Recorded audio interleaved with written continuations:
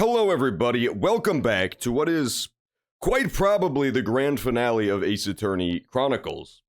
I believe the characters have said 8,000 times that this is, for whatever reason, the final case, so yeah, we're gonna jump right on into it. We're gonna try to get this knocked out today. If we do finish Chronicles today, we will be playing Dark Souls Remastered, because we're gonna start playing through all the Souls games before, you know, the new one comes out, Elden Ring. That being said, we will not do Demon Souls, because we actually just did a Demon Souls playthrough, like, 2 months ago, so I'm gonna go ahead and count that. I'm gonna go ahead and count that one as already done, because we just streamed that. I don't think people are gonna want to watch me stream it again so soon. However, Dark Souls, Dark Souls 2, Dark Souls 3, it's been like a year, at least, for each of those. Let's jump into Ace Attorney Chronicles. Oh, baby, it's time to try to finish this fight. Hang on, let me announce to the Discord that the stream has started. I'm gonna say stream has begun. Make it look like a typo. Makes you look a little vulnerable, a little cute, but in reality, you're just manipulating people's emotions like you always do because you're a sociopath. See how that works?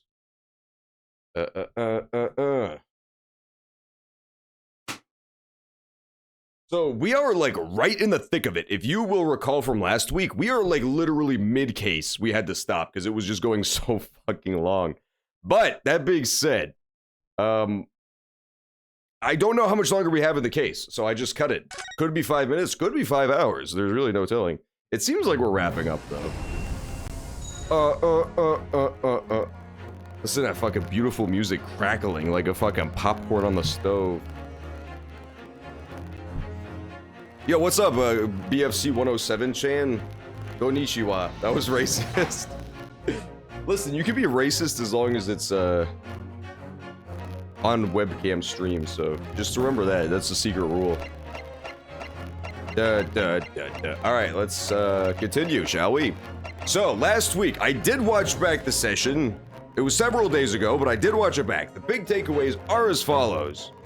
The guy said he saw my defendant do the crime through a peephole. The peephole was not there yet. It was only created later, after the crime was committed. So he was lying. That was the biggest thing that happened. And then he kept, like, whispering with Gregson and with the other criminals. So there's, like, a big secret going on the witness stand that we don't know about yet. Let's see where we jump in. I can't really. Won't you enlighten the court? Explain this alleged inconsistency.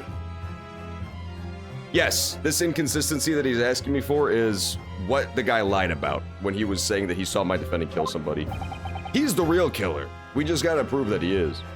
Iris was right. One lie begets another.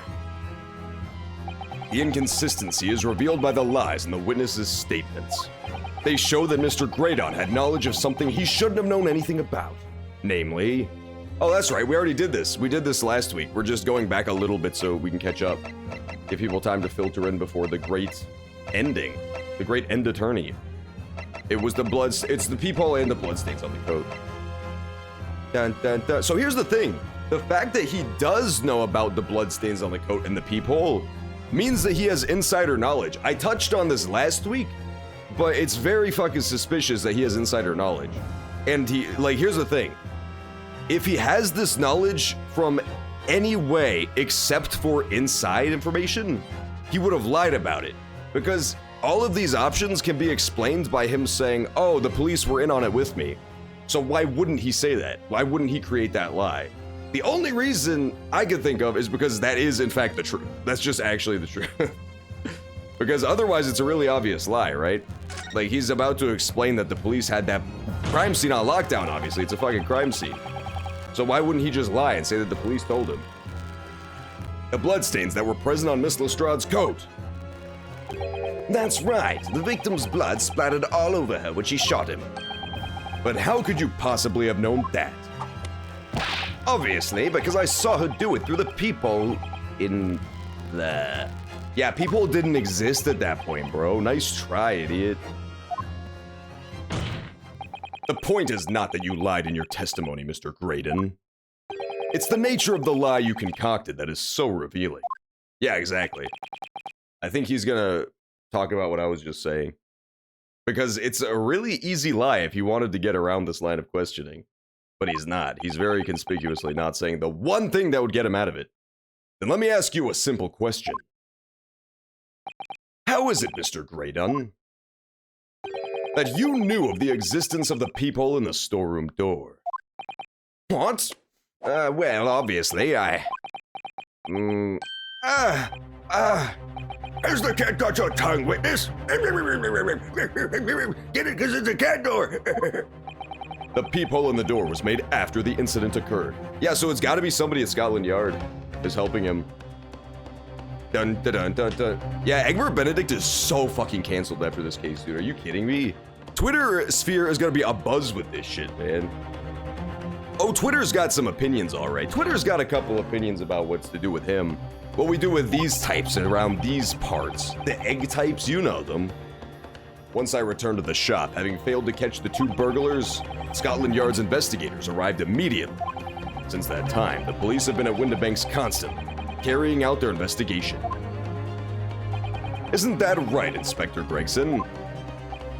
Well, yes, of course. The place is chock full of pawned articles, and my lads have to thoroughly examine them all. So I gave the order to have the officers working round the clock in shifts to get through it all. Yeah, it's really looking like it's Gregson, man. I think it might actually be Gregson as the sus imposter, to be honest. To put it in layman's terms. Because who else would it fucking be? We really only know Gregson when it comes to characters from the Yard. Could be like random guy number 8, but how interesting would that be? And then you have the whole thing where he keeps like taking these guys aside and whispering to them throughout the whole trial. I hope Gregson's not evil, but it's really looking like he's fucking evil. He is looking extremely fucking evil by the second. Because remember, not only was he whispering to this dude, Egbert Benesnatch, the whole fucking time, and we had to like pursue him for it, he also was like grabbing this green guy by the coat and being like, rah, rah, rah, rah. We didn't hear what he was saying, but he was like shaking him and physically accosting him. He keeps having little asides with all the criminals. And the game even pointed out that it was uncharacteristically aggro of him as well. And consequently, there's no way that you, Mr. Graydon, could have had access to the shop. Therefore, you should have known nothing about the peephole in the storeroom door, so the fact that its existence forms the basis of your testimony is completely inexplicable. Objection! Ding digga ding digga digga ding. And yet, the fact remains that Mr. Graydon did maintain that he witnessed the crime take place through the peephole in the door. How on earth is that possible? That's stupid. Could I have a word, please, Lord Van Zakes? Speak, Inspector. It's just I really ought to be getting back to the station now to put in my report. There's really nothing more I can add to this testimony, and if it's all the same to you, permission denied. Oh, fuck. You're so doomed, Gregson. Yeah, the fact that Gregson just tried to fucking run is pretty bad. That's pretty damning. What even could the alternative be with Gregson not being in on it? He could have hacked into Sherm's cameras? There were cameras in the store.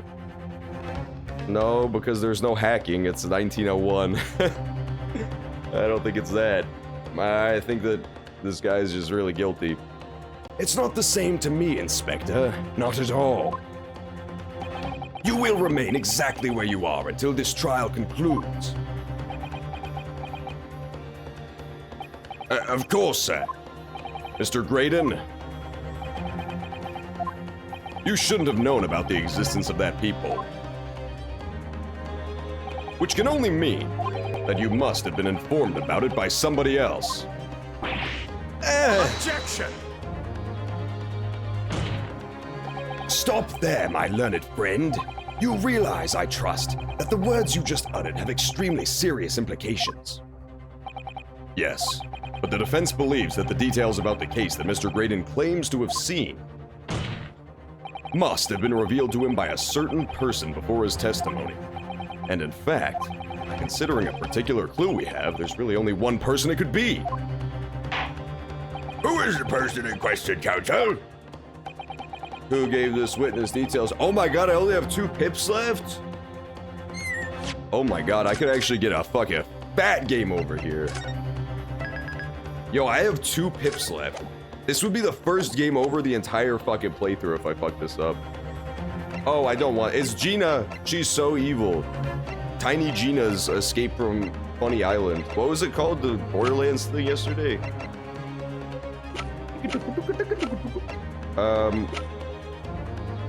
Yeah, it's definitely Gregson, right? Who else could it fucking be? Who else could... It's the dead guy. He whispered his little fat secrets as he passed away. Nah, it's Gregson. Sorry, Gregson. Take that! R.I.P. Gregson. The truth is, it can only have been you, Inspector Gregson. Hey! Objection! What? You had better have some proof to substantiate such a rash claim, my learned friend. Consider the fact that we have only been aware of Mr. Ashley Graydon's identity for the last few hours. We learnt of it only during the course of the trial today. Hey, what's up, Zeke the Jolteon? Good taste in Pokemon, dude. That's actually my #1 favorite Pokemon, fun fact. I love Jolteon. Yeah, I'm a Gen 1 or so. Nah, I like all the Pokemons. I like Jolteon the best. Indeed, preparations for his testimony were made with great urgency during our hour-long recess, while the police executed the subpoena and brought the man here from the communication station.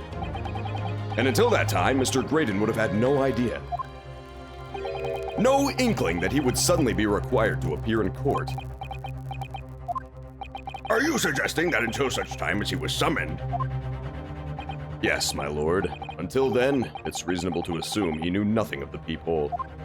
It's still possible that it's not Gregson. Nah, it's gotta be Gregson, man. I'm sorry, Gregson. I want Gregson to be innocent, but I'm pretty sure he's turbo guilty. The only question is why. He could still be doing it for a good reason, because remember there's the whole hush-hush big government investigation going on. It could just be part of that investigation, but it's really looking pretty dire for old Gregsy. The fuck? It's my fucking ringtone going. Who the fuck is calling me? Block. There, block. Block the number. Fucking Gregson-ass telemarketers trying to distract me. It's the fucking communication station, I tells you. They know I'm getting too close to the truth. It was only once Mr. Graydon was in the stand that he realized his position, that he would have to defend himself against the accusation that he was the third intruder. You're suggesting to the court that it was while this trial was in progress that he received the information? So that he could commit perjury in order to save his skin? Yeah, the only way it could not be Gregson is if it was like somebody higher up who told this guy before he came to the stand, but it's really obvious that Gregson was telling him during it. He just kept taking people aside and whispering in their ear. Exactly. And the only person with knowledge of the investigation that he had any contact with is you, Inspector Gregson! J'accuse! We would like to talk to you about your car's warranty. Oh, please, tell me more. There's nothing climactic going on in the game at all. I've got time. I would love to hear about your newest deals on appliances. This is a bloomin' outrage! Why would I be giving away details of our investigations to this fella, eh? I was summoned to his lordship's chambers during that recess in the case. Have you forgotten that? Yeah, dude, it's that fucking evil-ass Chief Justice guy who's pulling all the strings. It's gotta be. Quite true. I had a number of questions regarding the events that transpired at the pawnbrokery. Which means the first time these two laid eyes on one another was after the proceedings resumed following the recess. Okay, yeah, Gregson's fucked. Sorry, Gregson. Since then, they've been in full view in the stand, where such illicit discussions couldn't possibly have occurred. But they did, though. We literally saw them. I just remembered something, Rudo. What is it, Iris? There was one time before, wasn't there? I think it was when Ginny was testifying. Oh, yes, now that you mention it. When the bailiff was dispatched to retrieve McGilda's music box from the scene of the crime. That's it! It was during that testimony. Oops. Sorry, I almost showed them my armband. That would have been a funny way to get the first game over of the run. Fucking showing my armband as the critical piece of evidence. I remember finding it strange at the time.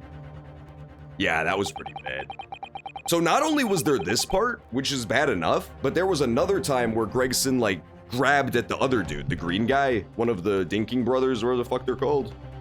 One of the fucking limited warranty spam caller brothers. He was like grabbing him and yelling in his face, and we couldn't hear what he was saying. Mr. Graydon and the inspector seem to be having some kind of secret discussion. That's it, it's the Skulkin brothers. You're right on the money on that one.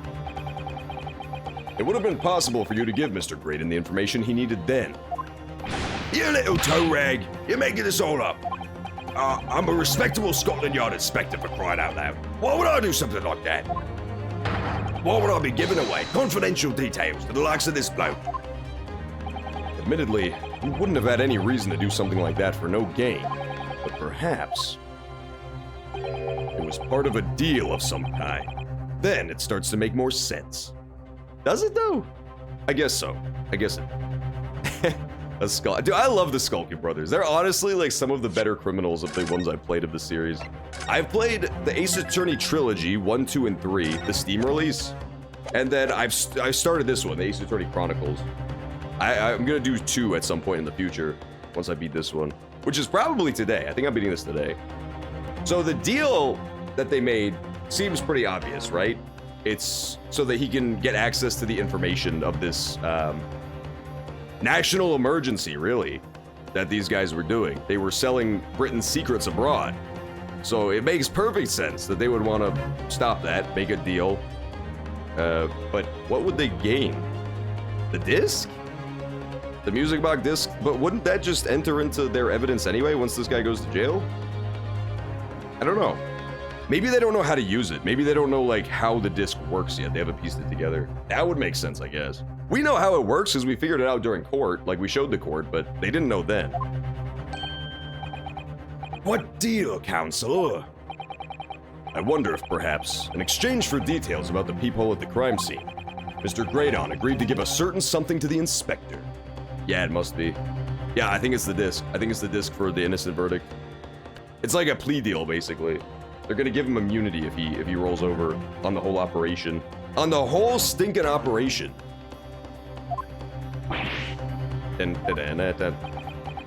Which is fucked, because they're throwing Gina under the fucking rug pretty hard. They're just sweeping her under the rug like yesterday's rubbish trash. I'm sure I need not remind the inspector that, if found to be true, striking a deal of any kind with a witness would be considered a gross case of malfeasance. Well, Objection! it's becoming clear that jumping in with accusations is this Nipponese student's specialty. I don't do that. But with the stakes so high, the prosecution is not prepared to listen to baseless charges. It is incumbent on the defense now to present evidence in support of this diabolical claim. Evidence? Yeah, exactly. They're throwing her in the dang garbage waste pile, trash rubbish. It's messed up, man. They're throwing her out like yesterday's darn refuse. Just what are you proposing that the inspector demanded of the witness in return? The court must see proof of this alleged deal. Okay, I'll show the disc, I guess. I'm so close to game over, though. I don't want to lose. If Inspector Gregson really did strike a deal with Mr. Graydon, then logically, there's only one thing he could have asked for. That must be it. Bruno, do you think it could be? Yes, it's the missing link that would join all the dots together in this puzzle. I must press you for an answer now, counsel. What evidence explains the nature of the alleged deal that Inspector Gregson made with the witness? Let's definitely save first, because if I get 2 wrong, then I game over. So we're gonna definitely save first. Down, down, down, down, down, down, down, down. But the thing is, I still, like, I feel like now that the government has possession of this disc, how would they need to make a deal? It must be that they don't know how to operate it. They must not know how it works. It must be. I'm going for it. Come on, come on! Inspector Gregson, I think we did it. I think we cleared it. Besides this murder, is it not true that you've been working on another very important case? What? What are you getting at now, Sunshine? Is it possible that this other top secret case is what's alluded to in this newspaper article here? Dude, you're not fucking holding a newspaper. You're holding 3 blank sheets of printer paper. This dude always pretends like he comes to court prepared. You know he doesn't. You know Naruhodo is playing his Game Boy Advance in the back room before the trial starts? It's obvious. The classified secrets being leaked overseas from the Ministry of Justice. How the bleeding Nora could you? I still don't know what the bleeding Nora is. Yeah, that's true. He's still learning. Ryunosuke's still learning. He's got to fucking play the other Ace Attorney games first so he can get a hang for it. He get, oh, now I understand how this works a little bit better. We discovered during the course of this trial the music box deposited at Windibanks by Magnus McGilded. A special music box designed to play 2 discs at once. It would seem very likely now that encoded on the pair of discs that were in McGilded's possession are the leaked classified secrets. Yep, called it. So I put it to you, Inspector, that in order to retrieve the second of the discs containing those secrets, you covertly made a deal with Mr. Graydon, in which you exchanged the disc for the details of the case. I fucking love this music, it's so good. This game has really good music. That is true, he's not like pointlessly shuffling through the papers. That is a big step up for him. That's a huge step up for Naruhodo. He's also not doing that thing where he starts sweating fucking profusely and hunching over. Here, you little... Ah! I love the cardboard box so much. Well, I guess it's a wooden box, but the point remains. Order! Order! On the day of the incident, when we met you at Windibanks, you said this. I'll be taking that whatever it is at McGilded's down to the yard, thank you very much. So hand it over. No, don't give it to him. It's mine, that is, mine. I'm sorry, miss, but anything belonging to McGilded has to be taken in as evidence now. Scotland Yard already knew at that time, isn't that right? That Magnus McGilded was involved in the stealing of government secrets. I still can't believe McGilded is dead. I actually refuse to believe he's dead. I was so sure the final case was going to be McGilded. I'm shocked. I'm genuinely fucking shocked. He can't be dead. Come on now. He died off screen in a burning carriage. They'll probably explain later on like what exactly happened, but it seems very weird right now. Like, he even said specifically, like, I'm going back in there because they're gonna let me in there. So he had some reason to go in there. And only to get burned to death in a carriage? I don't know. We'll see, I guess. Magnus McGilded was involved in the stealing of government secrets. Yeah, I really liked McGilded. He was awesome. That's why I felt like he was gonna be a bigger character. He seemed so important. I mean, he is in terms of story, but he barely shows up. My orders were, recover the medium used to convey the secrets leaked from the ministry, and do it on the QT. Strictly hush-hush. Yeah, it makes sense. So he's not a bad guy. He's just, well, just following orders is not the best defense, I think history has proven. But still, he didn't mean nothing by it. I do really like this game's parallel as well of like, it's a strange parallel, but it's cool. They have a parallel between McGilded and your lawyer friend from the very beginning. The Japanese fellow who helped you out and then got murdered on a boat by a Russian ballerina for no reason. Basically, these are 2 characters who were like hugely important to the rest of the game. Like, it was basically a game of influence, right? They were the 2 most influential characters in the entire game, and both of them only existed for like 1 case, and then they were just dead. It's very cool. It's very interesting. So you have like the good version and the evil version of that just like persistence after death. You know, the influence lingering on. It's pretty nice. Yeah, that's Asogi, that's his name. I forgot his name. And that explains why, when I presented this disc as evidence to the court, you objected so heavily, I presume. Because you knew that it contained highly confidential information. Blimey, not likely. I mean, I wasn't that sure of it myself. I realized there was a possibility, that's all. Inspector, surely you're not saying that in order to acquire the second of those music box discs, you did indeed reveal confidential details of the crime scene to the witness? To aid and abet this man in giving false testimony? There's no other way that Mr. Graydon could have known of the existence of the people. It's the only explanation. A deal was struck between the 2 men. Oh, got him. They're freaking out. Objection! Oh, shut up.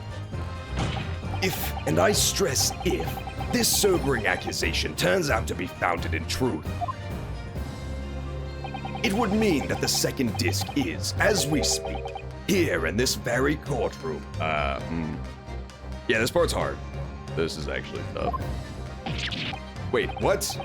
In this room? How could you possibly make a claim like that? Because Inspector Gregson is a Scotland Yard detective. What? What's that supposed to mean, eh? Yeah, see, this is actually really hard. I think I get where he's going with this. Basically, because these two guys never met until they were both in court together, this was Gregson's only opportunity to get the disc, right? Like, if the guy still had it on him, the deal had to involve physically handing over the disc. But the problem is, everybody on this stand has intermingled so much that I don't know where the disc is now. Like, he could have handed it off to Gregson, or Gregson could have said, give it to me after the trial, or he could have given it to Gregson, and then Gregson could have given it to the guy in green when he was, like, grabbing his shirt, because that happened too. When he, like, out of character assaulted the guy and was, like, shaking him. So it could be on any of these three dudes. There is, like, a 33% repeating chance that any of these guys is the correct answer. And I don't like those odds. I don't like those odds at all. What's that supposed to mean, eh? As a seasoned policeman, the inspector will have approached this deal with caution. Certainly, he would not have accepted a gentleman's agreement in this matter.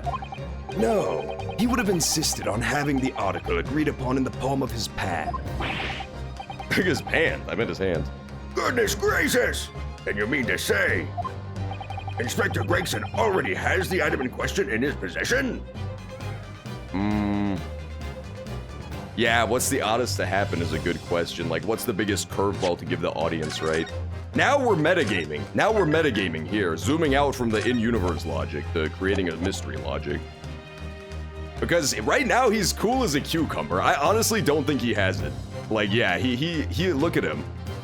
Remember when we accused him of working together with the guy in white and he was like, oh shit, I dropped my fish and chips. This time he is a stone wall. I think I've narrowed it down to 2. I feel like it's a 50-50 now. Could be Benny or it could be Greenie. Yeah, that face does say no. That face says it is not him. And let's follow that train of thought even further, right? Let's mind game this out. We could be mind gaming ourselves, but let's continue the mind game for now. If he just said Gregson demands to have the object in his hand as part of the deal, then Benedict wouldn't still have it because he would have had to show it and give it to Gregson so that Gregson would know the deal is honored. So if you take what the judge says at face value, or whoever the fuck said that, Van Zieks. Van Zieks is generally a pretty good source as well. Like, he's portrayed as one of the smart characters. So if he says that he needs the item in the palm of his hand, that means that it has moved hands from Benedict to Gregson. Gregson is not showing any signs that he still has it. I think it's Green Guy. But did we ever see Green Guy fucking with the Red Guy is the question. I don't remember. It could be Red Guy. That would be really fucking funny if it moved all the way down the bench. See, that would be the most hilarious, so I kind of feel like they're gonna go with that. I might be overthinking it at this point, I don't know. Maybe it is. Benedict does look really suspicious. It could still be him. Hey, what's up, Alulim? He says, something, John Sama. Genki desu ka? I can't read Japanese. He just says that. He just says that to me. Alulim is what's known as the Japanese master in some circles. He basically has the spirit of a Japanese samurai lurking deep within his breast, in his bosom, in his spirit. Hey, thanks, Alulim. That's right, it's good evening. Are you well? I forgot. Inspector Gregson already has the item in question in his possession. He has the second disc on his person. Look at him, man. No, he doesn't have the disc. Yes! No! You're falling into a fucking trap, Ryunosuke. Oh, wow. I was gonna say, how do we even lose at this point? Ryunosuke just stepped on a fucking landmine, dude. That was a rookie mistake. This is like straight up O.J. Simpson trial getting him to try on the glove. This was a bad idea. The defense demands that the inspector is searched at once. Definitely. They could only have struck a deal with each other when Ginny was testifying before. and Gracie hasn't moved from the witness stand since. My lord, please, order an examination of his personal effects immediately. Well, Inspector, Uh-oh.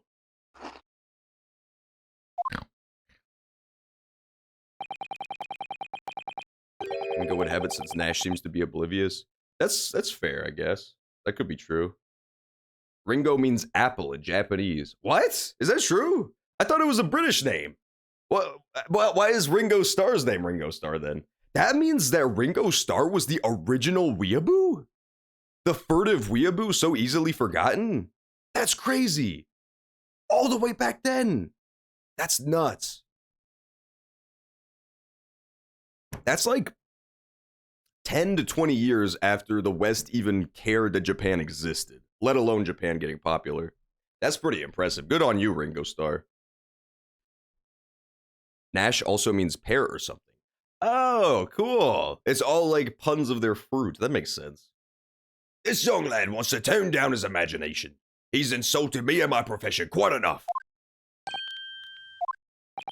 However, if it'll put this matter to bed and dispel any doubts about my involvement, then I'll happily submit to a body search.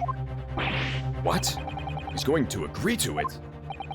I presume you're aware of the precipice on which you now teeter, my learned student friend. You've made a most serious allegation against Scotland Yard here. If, following the search of the inspector's personal effects, no disc is found, you will be deemed unfit for court service. What? That's harsh, dude. Jesus. This trial will end, and my country's government will formally demand of yours that you are severely reprimanded. Wow, that's fucking, yeah, that does sound serious. He's just trying to lay the pressure on. There's no way any of that's true. He's just layering on the pressure so I'll fuck up. He knows I've got him. Tobias is Japanese for fish and chips. That's so true. They're all named after food. Fucking Inspector Dickbag, the vampire guy, is French for wine. Everybody knows that.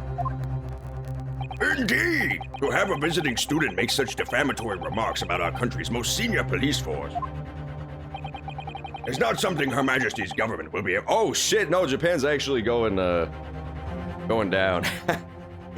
Oh god, if I get this wrong, Japan's gonna get blown up.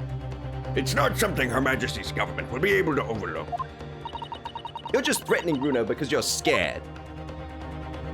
The accusation is beyond serious. You must be prepared for grave consequences. It's true. I can't imagine Gregson would have accepted a gentleman's agreement for something so critical. Disc must have physically changed hands, which means the inspector should have it. But somehow, something doesn't feel quite right here. Yeah, okay, the game is even telling me to do something different, so I'll try. Very well, Counsel. You know the implications, so let me ask you one final time. I don't know, I could be super overthinking this. I could be like really, really overthinking this. I'm leaning towards green guy, but I could be severely overthinking this and it might just be Egbert Benedict. They hinted really fucking heavily though that they specifically said he needed the disc in his hand. So unless he gave it to Tobias, Tobias gave it back, then I think it's with the green guy. Yes, my lord. They're just trying to get me geeked up. They're just trying to get me pressured so I'll make a mistake. They're trying to get me to doubt myself. But my line of reasoning is fucking ironclad, bro. What happened in the last 30 minutes? Basically, we've established two things. That the government is, in fact, searching for the traitors who are selling information. That is confirmed. Gregson was doing that, which is why he's involved. And the criminal is working with Gregson. The criminal struck a deal with Gregson, and Gregson is now trying to help the criminal get off in order to, like, crack the larger case, which is the government corruption. So we're currently trying to find where the second music disc is. If we can find the second music disc correctly, then we'll win, basically. Like, we'll have proved that Gregson's in on it. But if we fuck up, then we're going to get Japan bombed, apparently. Supposedly, that's the stakes. They're gonna murder every Japanese person, woman, and child. Yes, my lord. So, like, pressure is fucking on. I don't think I even get to use the rest of my pips. I think if I'm wrong, I'm just dead. That is true. They could just search all of them as well. Here's my hypothesis. Why not just offer to search people from least socially important to most socially important? If you like pat down the ragamuffins, the British government's not gonna care, right? Pat down the ragamuffins first, then the criminal gentleman, and then the police officer if none of them have it.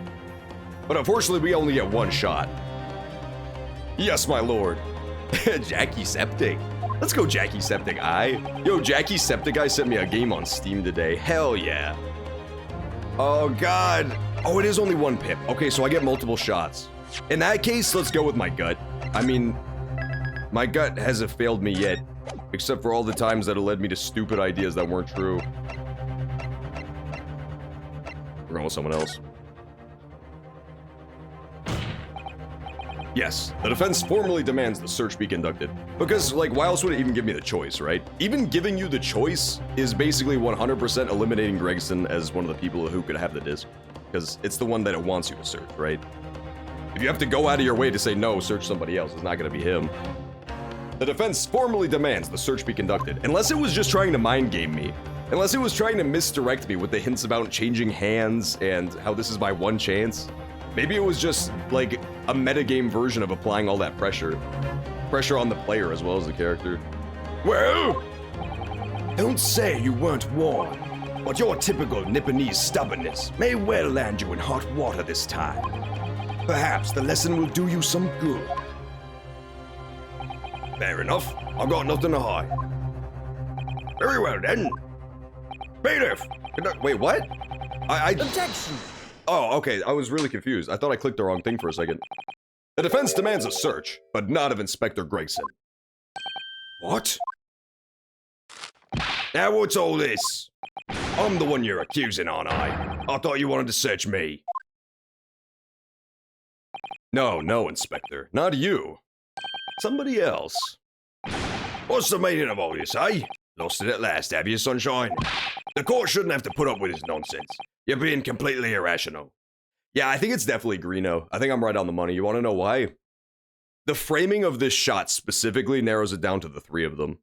If the other guy was actually, if Ringo was actually a suspect, then he would be in the shot, at least.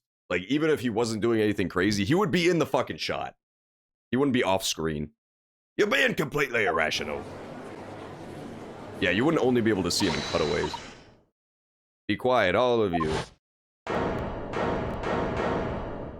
Dude. It's stupid ass Iris. Bruno's doing what you all told him to do and having the courage of his convictions. So you should respect that and listen to what he has to say in good faith. Because that's the British way. Is it? Okay. Indeed, this court is in awe of the defense counsel's conviction and eagerly awaits his next word. You what? Don't be hasty, my lord. Yeah, he's fucking geeking, dude. Gregson is freaking out right now. If I'm not mistaken about the things I've seen today, I'm fairly sure that I know who has that disc at the moment. There's only one person it can be. Counsel, of whom do you request this search? It's so tense. I only have 2 shots. If I get it wrong twice, I fucking lose, dude. Here's the order I'm going to guess in. Nash, Ringo, Benedict. But if I get Ringo wrong, then I lose.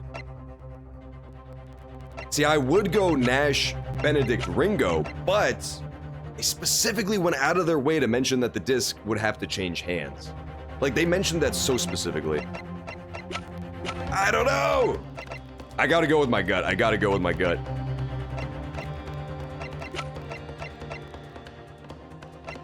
Yeah, because remember there was a whole scene dedicated to saying that when Gregson grabbed this guy and started fucking with him and shaking him around, that it was out of character, like that Gregson doesn't usually do that stuff. Why else would they even have that scene?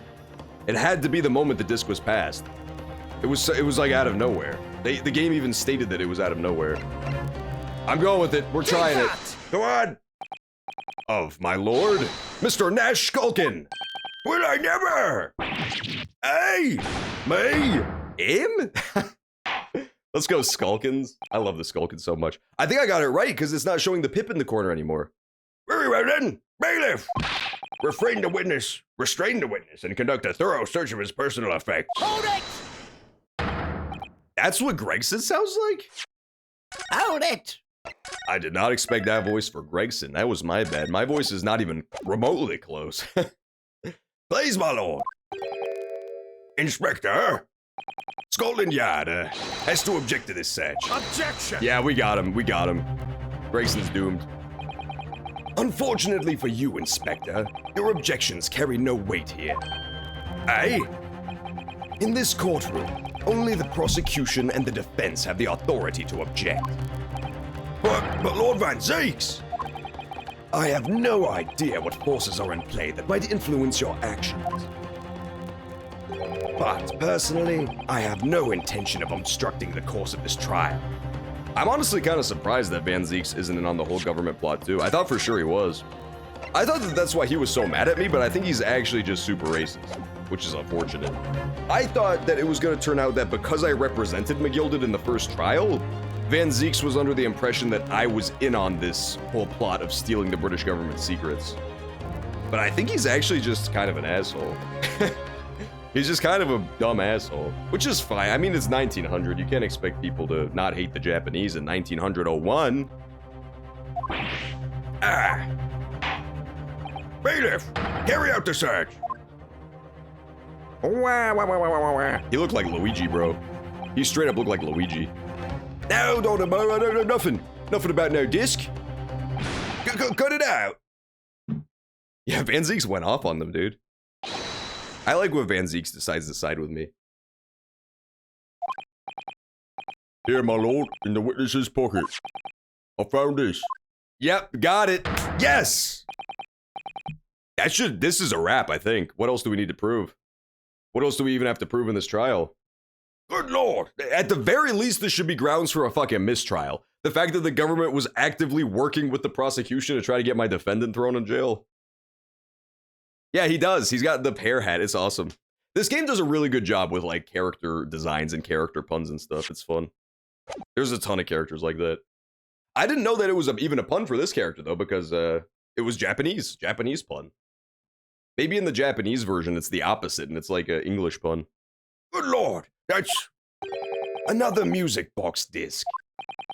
I don't know nothing about it. Nothing.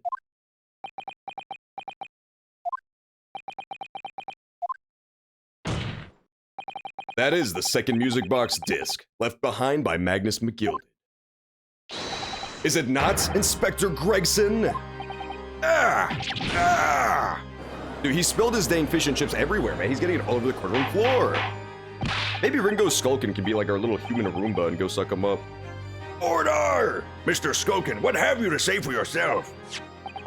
Gordon Bennett. I mean, just Gordon Freeman Bennett. I swear I didn't know nothing about that disc. Honest to God, look at Ringo. Look at his fucking brother's horrified face. This is his brother's, like, YouTube React channel. Iran did what? That's the thumbnail face right there. I didn't know nothing about that disc. Counsel, would you please explain what is going on here? The alleged deal that was struck between this witness and this detective, no? Without question, my lord. Then, for pity's sake, why on earth was this man in possession of the disc that the inspector traded for information? Inspector Gregson is a shrewd, calculating man who rarely loses his composure. But at one particular point in this trial, he exhibited some unusual behavior for a brief moment. I don't recall. What unusual behavior? It's probably gonna show a flashback for those of you who don't remember from last week, but he straight up jumped the dude. It was, yes, during my cross-examination of Mr. Graydon. Yeah, here's a flashback. Tell me, Mr. Graydon, when you left that pawnbrokery that night, was it by any chance with the second disc in your jacket pocket? I admit to nothing of the sort. Yeah, right there. That's when he slipped him the disc. While Mr. Graydon answered my questions, the inspector appeared to have grabbed Nash Skulkin by his coat and was shaking him violently. Yeah, he didn't know. Thought me noggin was gonna fall clean off, I did. I was wishing I'd been born as me brother, I was. And what exactly happened to make the detective attack you like that? I ain't got a clue. He just suddenly turned and grabbed me, whistled like that, and started shaking me. Why the blazes didn't you mention the third gun when we got you down at the station? That's what he said. Yo, did right down my ear, Holy Gate. Made me head still throbbing now. The way the detective behaved was out. Sorry, that was Rianosuke. He turned old for a second. Just for one moment, like Benjamin Dang Button, and then turned back. The way the detective behaved then was extremely out of character. Yeah, they mentioned that before, too. There's a video of a guy who claims he fell on the ground on top of some shawarma, apple slices, and water during his fast. Dude, I saw that video. It's so funny. That video is actually fucking hilarious. The look on that dude's face. Oh my god, it's so funny, dude. Yeah, he calls into this, like, religious leader. Like, some sort of, like, pastor for or whatever the Islamic equivalent is. And the look on the guy's face is just the most funny shit I've ever seen in my life. Look up that video if you haven't seen it. It's amazing. Yeah, Gregson's well, here's the thing. I still definitely don't think Gregson's the killer. But yeah, I think he's super in on it. For sure. The question is to what extent. And it seems like at this point, the way that he's in on the crime is specifically because he's trying to do the bigger case, right? Like, he's trying to help out with the government secrets being leaked, so he's willing to throw Lestrade under the bus and get her killed for the sake of that. Which is still pretty fucked up, but it's not as bad as if he was working on his own, I guess. The way the detective behaved then was extremely out of character. But looking back now, it must have been then that he did it. Yeah, the music is so good. Confess the truth. Oh, I never knew that was the name of the track. Yeah, this game has great music. I think, in general, I don't like this one as much as the Ace Attorney trilogy, just because I feel like overall the presentation is a little bit worse. The mysteries are probably as good, if not better, but the presentation's like a little bit less appealing to me personally, like the character designs and stuff, but I think a lot of that just has to do with the 3D models. I don't think they look as good as the sprite work. The sprites in the Ace Attorney trilogy look fucking fantastic, especially the Steam release where they're all cleaned up. The 3D models still look a little janky. Maybe by Ace Attorney Chronicles 2 they look better, but yeah, I think the music, however, is fucking fantastic. The music is probably on par with the Ace Attorney trilogy music, which is saying a lot because that game has amazing music. But looking back now, it must have been then that he did it. I like how Ace Attorney trilogy, it was all like goofy kind of high energy modern music, but this one's in the past, so it's like crazy orchestral music. Just like nuts, super big orchestra music. It's great. It makes it so much more like bombastic. That was the opportunity Inspector Gregson created for himself in order to hide the disc. Well, bless my wig. He hid it. You. But I'm afraid I fail to comprehend the motive here. If the detective had acquired the disc he was after, why on earth would he hide it in another man's pocket? This is a court of law. He could have submitted the item as evidence. It would appear, my lord, that the inspector was not at liberty to do that. Why ever not? As the man himself revealed earlier, his current assignment has some special conditions. Yep, you can't reveal it to the public, bro. My orders were, recover the medium used to convey the secrets leaked from the ministry, and do it on the QT, strictly hush-hush. Hush-hush, a top-secret assignment, is it? As far as we're aware, the information stolen comes from confidential government communications. It would seem that if the information were to be revealed in the court as evidence, it would be problematic. Does that sum up the situation, Inspector? Yeah, I'll guess. I'm operating under direct orders from the ministry. I'm afraid I'm not at liberty to answer that question. That's a yes. That's a yes. They don't have the dang Fifth Amendment in Japan. Not ancient Japan, at least. So, realizing there was a chance that you may be searched here in court, you took steps to hide the disc you had acquired from the witness. Does this mean? He only pretended to attack Mr. Sculpin in order to get close enough to him. Slipped the second disc into his pocket. So it was all a pretense! I'm actually kind of glad that at least the Skulkins aren't super in on this. They're not gonna go to jail for that long. Oh wait, yeah they are. They're going to the electric chair. Fuck, I forgot. No, Skulkins! I forgot they shot Sherlock Holmes. That's pretty bad. In England, you don't really shoot Sherlock Holmes. That there's a drawn and quartering offense. Damn it, Skulkins, why'd you have to shoot Sherlock? You could have gotten off, like, with just a year, just for the breaking and the robbery and such. Well now, Inspector Gregson, and you, Mr. Graydon. Are you prepared to admit to the accusation made against you of this alleged deal? He Nenson's playing Smash Brothers Ultimate. Admit to it, yours truly, please. Mr. Graydon. Clearly our Eastern visitor has an uncommonly active imagination. However, there's no proof that I passed that disc to the inspector. Objection! But then, B&E, Benedict Eggert, Reiki. Oh, that makes so much more sense. Breaking and entering. Is that really what it was? Huh, interesting. Believe it or not, I did catch the pun about Egbert Benedict being a Eggs Benedict pun, but I didn't catch the other one. That's cool. It's a double entendre, but not a sexual one. But then, how do you explain the reason why you knew about the peephole? I'm under no obligation to explain. Okay, bro, you think the jury's gonna fucking buy that line? What? Yes, I lied in my testimony. That I admit, so sentence me accordingly. But that is all I admit. God, he's so smart, dude. Murder, leaking government secrets, striking a deal with a detective. All of this is young Eastern man's fancy. I have no idea what any of that is about. You. What? Egbert Benedict, despite his fucking stupid name and coming out of absolutely nowhere as the final villain of the game, I have to say he is like remarkably potent as a villain. I feel like they should have built him up a little bit more throughout the game because, like, holy shit. He's probably the smartest antagonist from these games that I can remember. From like any of the Ace Attorneys I played, 1 through 3 and this one. He's pretty insanely smart when it comes to deflecting. He really very rarely backs himself into corners. And the one time he did back himself into a corner, it straight up wasn't even his fault. It was Gregson. Gregson fed him a line to say, and he said the line, trusting that Gregson knew what he was doing, and he fucked himself over that way. But what about you then, Inspector Gregson? Do you admit to making a deal with Mr. Graydon in order to acquire the disc? Ladies and gents of the jury, as a Scotland Yard inspector, I will declare this and nothing more. I am acting in the best interests of the country.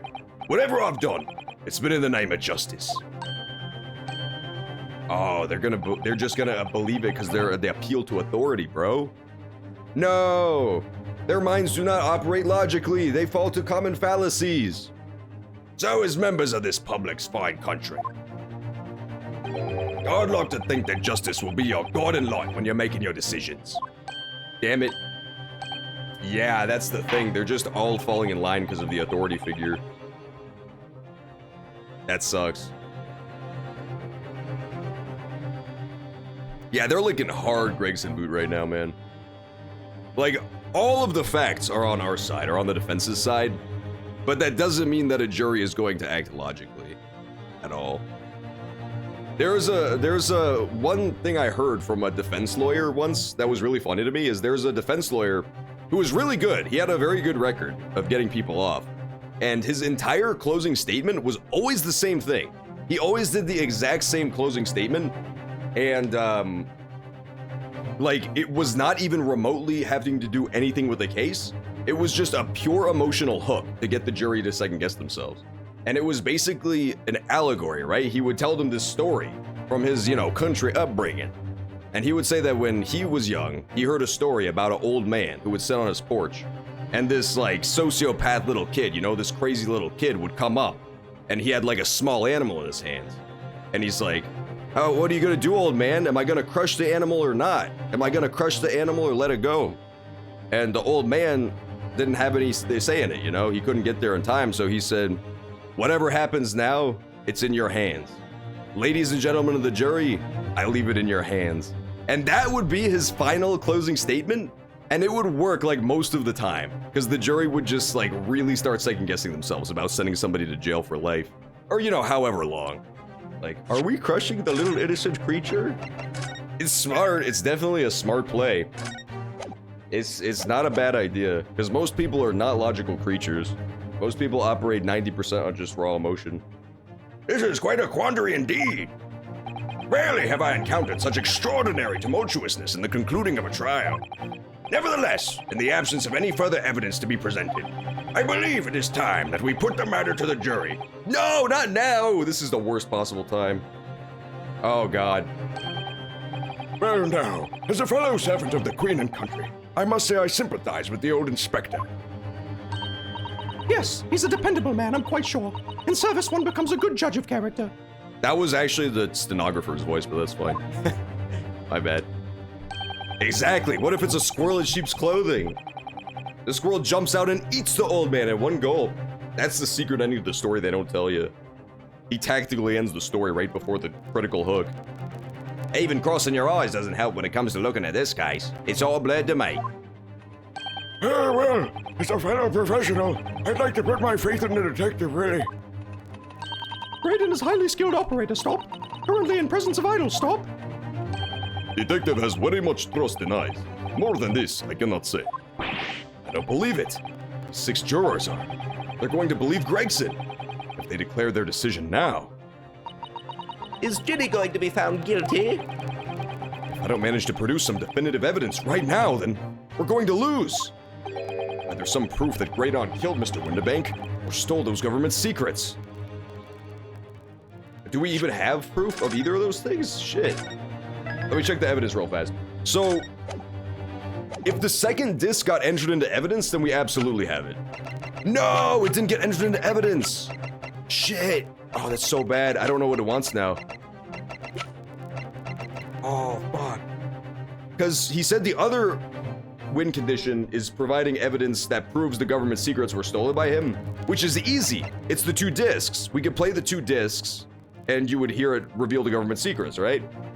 But we don't have the second disc. Oh, God, what else do we have? It's not helpful. Oh, my God, what else do we have? His dad was being stabbed by that guy. That doesn't help, though. I still think there's a roughly 50% chance that this Egbert Benedict is the one who killed McGilded, by the way. Just because his dad was the one McGilded killed, that's the only reason. Other than that, it's probably the Reaper of the Dang Bailey. Oh my God. The box? Maybe the box. Yes, the music box does play 2 discs. We discovered this last week. Basically, there's a trick door on the bottom of what looks like the bottom of the box. It turns out that's actually the top of the box. Do you laddies? I'm Jacksepticeye. See, this right here is actually the top of the box. This, if you push this secret button, it flips out and it reveals that there is, in fact, a second music box that can be played. So it's actually like this. This is what the music box really looks like. So if we have the second disc, we can play for the courts the fucking government secrets. Oh. Yeah, maybe we just present the box. I think you might be right. It's just like, it's messing with me that we don't have the second disc as evidence. That makes me think that I'm on the wrong track. Because if we don't have the second disc, how are we gonna play the box? I'll try it anyway. I'll try it anyway if nothing else happens between now and then. That's my best bet for now. Either some proof that Graydon killed Mr. Windibank, or stole those government secrets. Or some evidence to force Gregson into admitting that he struck a deal with the witness. Yeah, let's see. Whatever happens, happens at this point. I feel like I've done a good enough job. So if I game over now, I'm not gonna feel too bad about it. I do have 2 pips left still as well, so I could get 1 wrong. Well then, counsel, I think it's time I imposed on the jurors to declare their final decisions, no? That is, unless you have some compelling evidence you have thus far not presented to the court. If I let the judge call on the jurors to announce their leanings, Gina will be found guilty. So there's no choice then, Runo. You have to throw some more evidence at them. This is it now. It all comes down to this. Who do I present evidence against? What? Oh! I didn't know this was gonna be part of it. Whatever happens now is in your hands, Crazy Frog. Then Crazy Frog says bing bing and drives on his invisible motorcycle to go deliver the not guilty verdict. Oh my God. Gregson was the one who had the other disc, right? Let's think this through. Let's think all the possibilities through. If we present evidence against Graydon, that's great, right? That's Grey Dawn, right? That's Grey Dawn. But here's the problem if we leave it to Grey Dawn. If we try to present it against Grey Dawn, he just like constantly fucking weasels his way out of shit. He's very fucking intelligent. He is highly intelligent. Gregson really has no horse in this race, and he's not the most competent dude, so it feels like it'll be easier to fuck with him. And he's also beholden by the state to not commit perjury and just like omit information as opposed to lying, so he's probably the better bet. Yeah, that's what I'm saying. I think you're all right on the money, Zeke the Jolteon. That sounds about right to me. I think Gregson's gonna be the easier egg to crack here, if you'll excuse the Egbert Benedict pun. The alien playing the drums from the Star Wars game busts into the courtroom. He does. He turns around to show his stupid Voldemort face. And then he does a dance number with that CGI cockroach from the fucking remake of Episode 5. Jedi rocks, anybody? Jizz music. I fucking forgot about the jizz music, man. Bring back jizz music, you cowards. Star Wars creators. I'm not afraid. Take out the CGI cockroach and put in even more jizz. I'm doing Inspector Gregson. Come on, come on, come on. Inspector Gregson, there is one final piece of evidence I would like you to see. Hey, what's that then? Zeke? Like Van Zeke's? Oh no! Van Zeke's infiltrated the chat room to put me on the wrong trail. Owned, bitch! That's what he's gonna say. He got me to click the wrong name. If you refuse to acknowledge that you did in fact strike a deal with the witnesses here today, then you leave us no choice but to examine this piece of evidence thoroughly. Well, go on. This is my last chance. Looks like I'm gonna have to force his hand here. One final piece of evidence to get this detective to admit the deal he clearly struck with Grey Dawn. Oh, it's gotta be the music box. Phasmophobia got an update? Woo! Let's go Phasmophobia. That game is fun as hell. I actually really like it a lot. I hear it's still at early access too, so there's gonna be a lot of stuff added. Oh no, it was Van Zeeks the whole time. Curse you, Van Zeeks! He's what's known as the Reaper of the chat room in some circles. Yes. We will present this. We have 2 pips, so I can present. I'm so convinced at this point that it has to do with the music box and discs. So we're gonna present music box, and if that's wrong, we're gonna present disc. I just like, I feel like it would work with either if it's gonna work with either, but if that made any sense. But I'll try both anyway. What I'm saying is that if I tried music box or disc, I feel like it would work here. So it might be redundant to try both, but I'm gonna try both anyway, because I don't know what else it would be. Let's try it. Take that! I see no pips. I think we got through. Yes! Is that Mr. McGilden's peculiar music box council? Unless this is going to like a game over cutscene, which would be very bad. Yes, with the disc already in place, ready to play. I think perhaps now would be a good time to listen to the sound produced by the music box again. Only this time,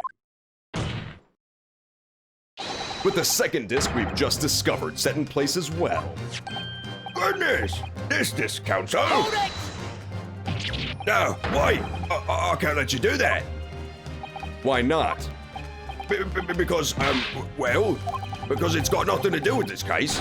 That's why. Objection! Yeah, this probably wouldn't have worked against Graydon. Not true, Inspector. Hey! The defense has already proposed that the sounds heard by the court earlier from this music box were part of a Morse code message. We know that Morse code comprises of 2 distinct tones. The defense believes that the second disc contains the second tone, needed to complete the message.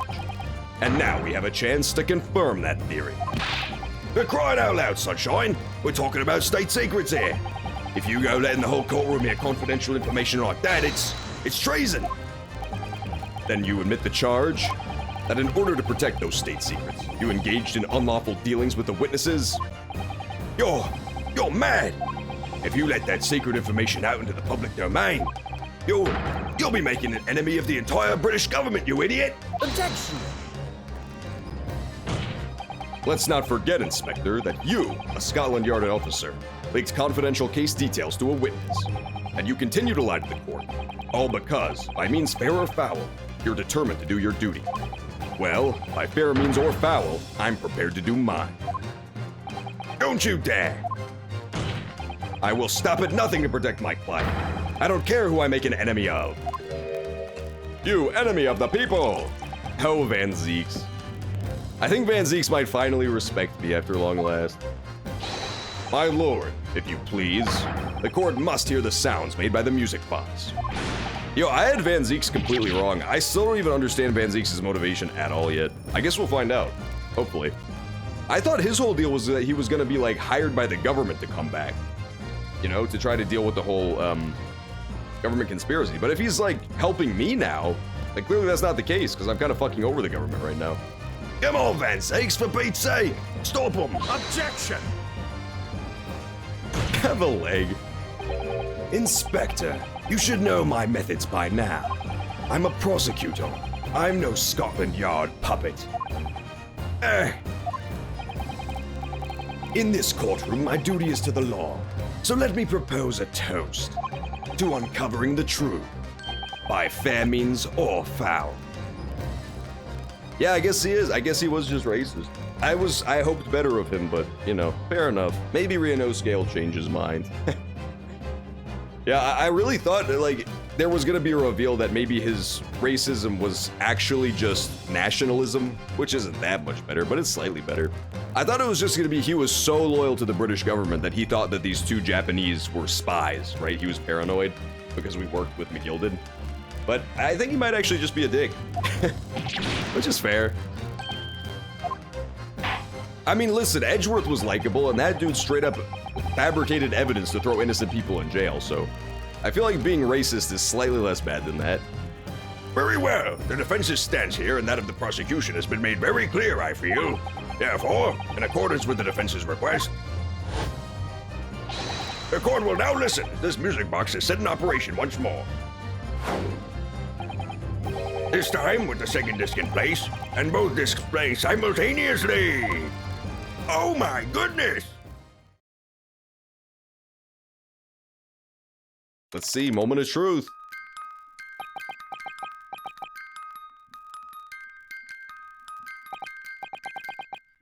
Oh, this song goes fucking hard, dude. It's unmistakable now. It's Morse code. Oh, that's probably the stenographer talking. All right, I admit it. Whatever you want. But for the love of God, shut that blooming box up.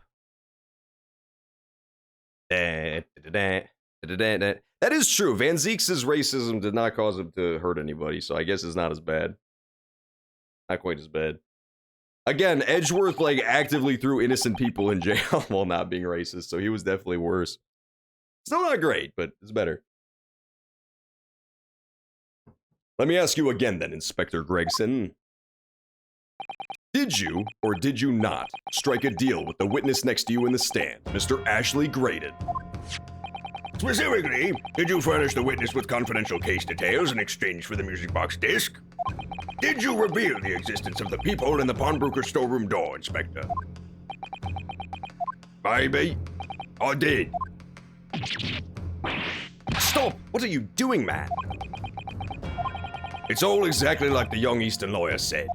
When the trial resumed after the recess, and we were stood here in the stand together. That's when he approached me with the deal. Shut up, you imbecile! Shut up! You there. You're the detective who turned up at the pawnbroker the other day, aren't you? I may have something you're looking for, Inspector, with me at this very moment. So, how about a trade? I suggest you accept. Or information that may make certain individuals uncomfortable will soon become very public indeed. Boom, boom. I couldn't let that information become public knowledge. Not under any circumstances. So I accepted the man's proposal and told him details about the case that should have put him in the clear. The peephole in the storeroom door and the bloodstains on the overcoat.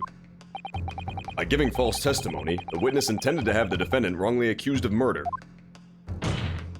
Inspector, you knew that! Yet you still revealed those details to facilitate the witness's perjury. Yeah, you fucked up, Gregson. I did. But then it turned out the peephole had only been made that night, after the incident took place. Scotland Yard wasn't aware of that, if I'm perfectly honest. Well, Mr. Graydon, what do you have to say for yourself now?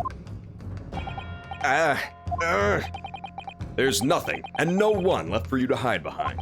You struck a deal with the inspector in order to escape conviction of a very serious crime. Namely this. You are the third intruder who broke into the pawnbrokery on the night in question. And you perpetrated the murder of the proprietor, Mr. Pop Windabank. You! I wonder if this shit has any— oh my god, he broke that shit! Traitor! Oh my god, no! Gregson's being murdered! Someone stop him! He killed him! Gregson! Bailiff! Restrain that man! At once! Oh, sorry, I thought that was the bailiff talking. Poor Gregson, dude. You got choked out by a crazy British guy. Remember, kids, never stand within 10 feet of a British person. If you ever find yourself within 10 feet of a British person, make yourself as big as possible and growl or roar at them so they see you as a threat. Remember, the British are more scared of you than you are of them. That's it then. It's all over. But what I was saying before that crazy shit happened was, I wonder if this is at all related to the first case, that insane British woman who got off scot-free because of her connections. I feel like it's gotta be, right? Like, who is she and who is protecting her? Is my question that just straight up never got answered.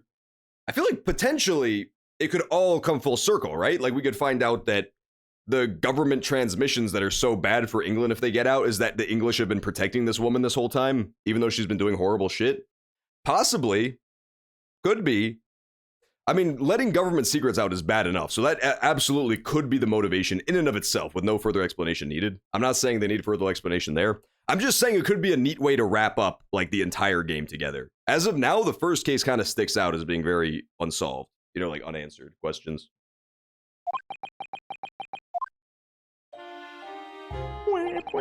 I despised my— oh, this is him.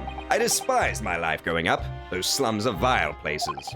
I was cursed from birth, born into poverty, the son of a penniless artisan. My parents did nothing but quarrel all day long. What little money they had was never spent on me. Yeah, I feel a little bad for this guy, but he is like a psycho. The thing is, he could have had I talked about it last session, but like, he could have had a genuinely amazing rags to riches story in a time period where that was virtually impossible. Like, social mobility barely exists today. Back then, it just straight up did not exist, almost ever. But this guy did it just because he's a fucking genius. Like, through pure genius and willpower, he managed to move from absolute bottom of the social ladder to middle class, like comfortably lower middle class. I don't know how much communication officers make, but they make enough, right? Like, he could have just been part of British society at that point. He could have stepped up several rungs on the social ladder, just in one generation, which is ridiculously impressive. Insanely impressive. But he got greedy, right? He was just crazy. His past fucked him up for good. Yeah, I feel like this guy could be reformable. I mean, he's a sociopath. No getting around it, for sure. But he could potentially be reformable.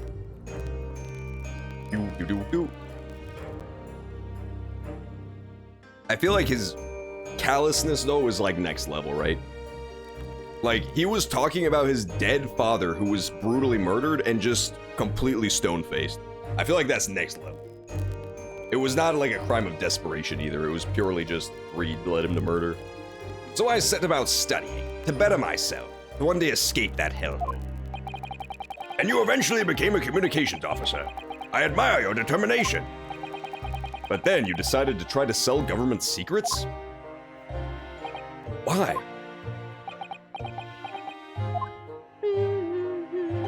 Isn't it obvious? Because I wanted money.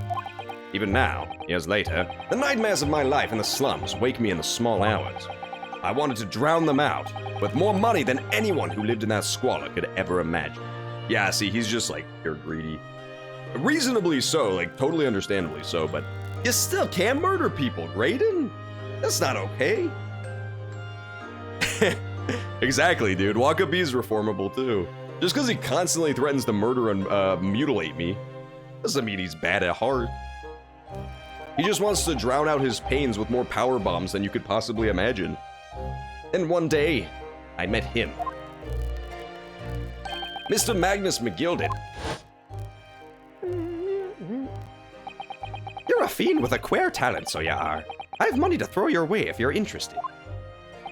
All you need to do is go along with me little plan now. You got to get your hands on me lucky charms. I was to steal the ministry's telegraphic message logs, and McGilded would buy them for a handsome sum. As I was responsible for inspections of the ministry's communications office, it was a simple enough task. But then where does his father enter this? I don't get it.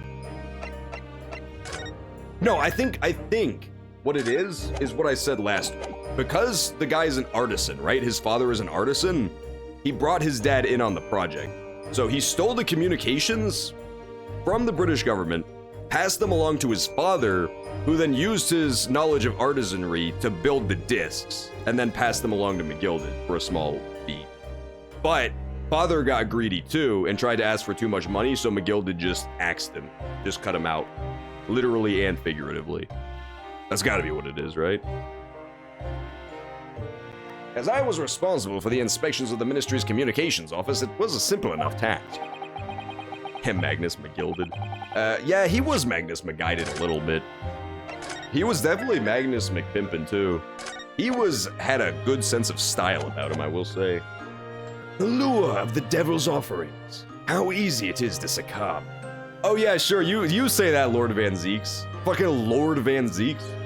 Born into a fucking royal family, you aristocratic motherfucker. You don't get to say that. He's never known want nor hunger. But you must surely have realized the seriousness of the crime you were committing. And for that reason, I took great lengths to ensure that my actions were untraceable. By using the music box. My father was a brickmaker, but my mother divorced him when I was still a child. Yes, Mr. Mason Milverton.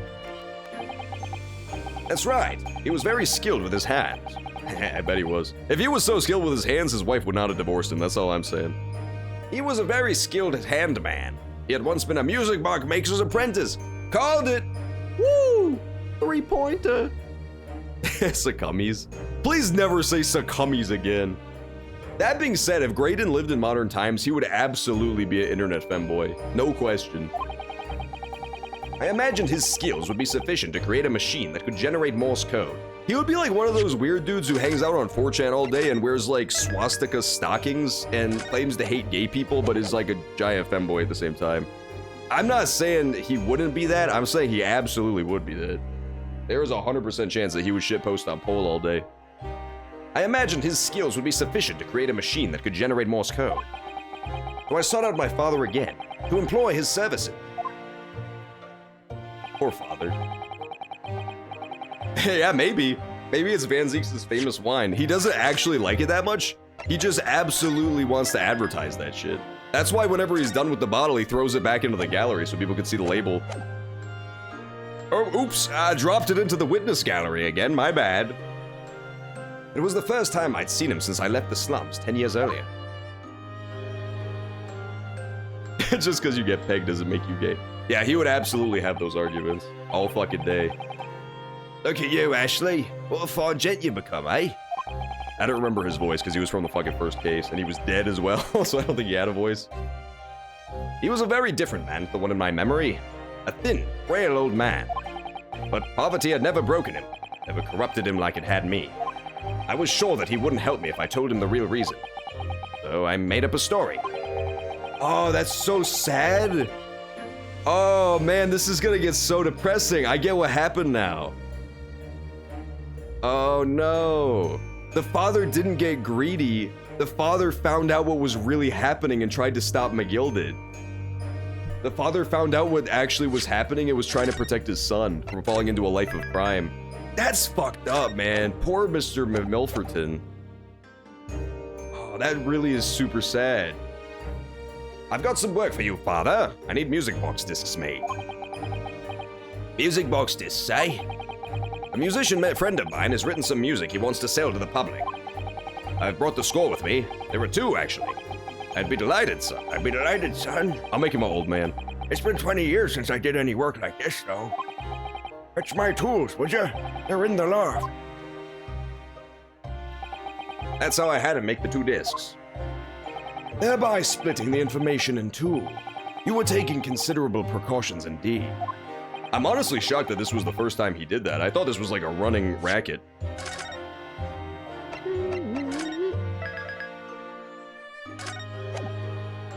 Yeah, he was a fucking good father, dude. That's super depressing. He just wanted to protect his kids. His poor son, who turned to a life of crime. I wanted to protect myself as much as anything. It meant that I could deal with McGilded in 2 separate transactions. The first involved the first of the 2 discs and the music box for playing. I exchanged them with McGilded for 10 guineas. Then, on receipt of the second disc, he would pay 1,000 guineas. So, what happened on the omnibus 2 months ago?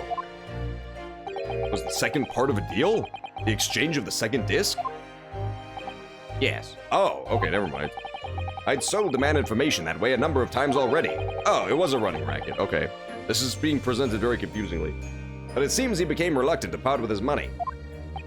Well, that doesn't quite make sense, Mr. Graydon. But why was it on that omnibus 2 months ago?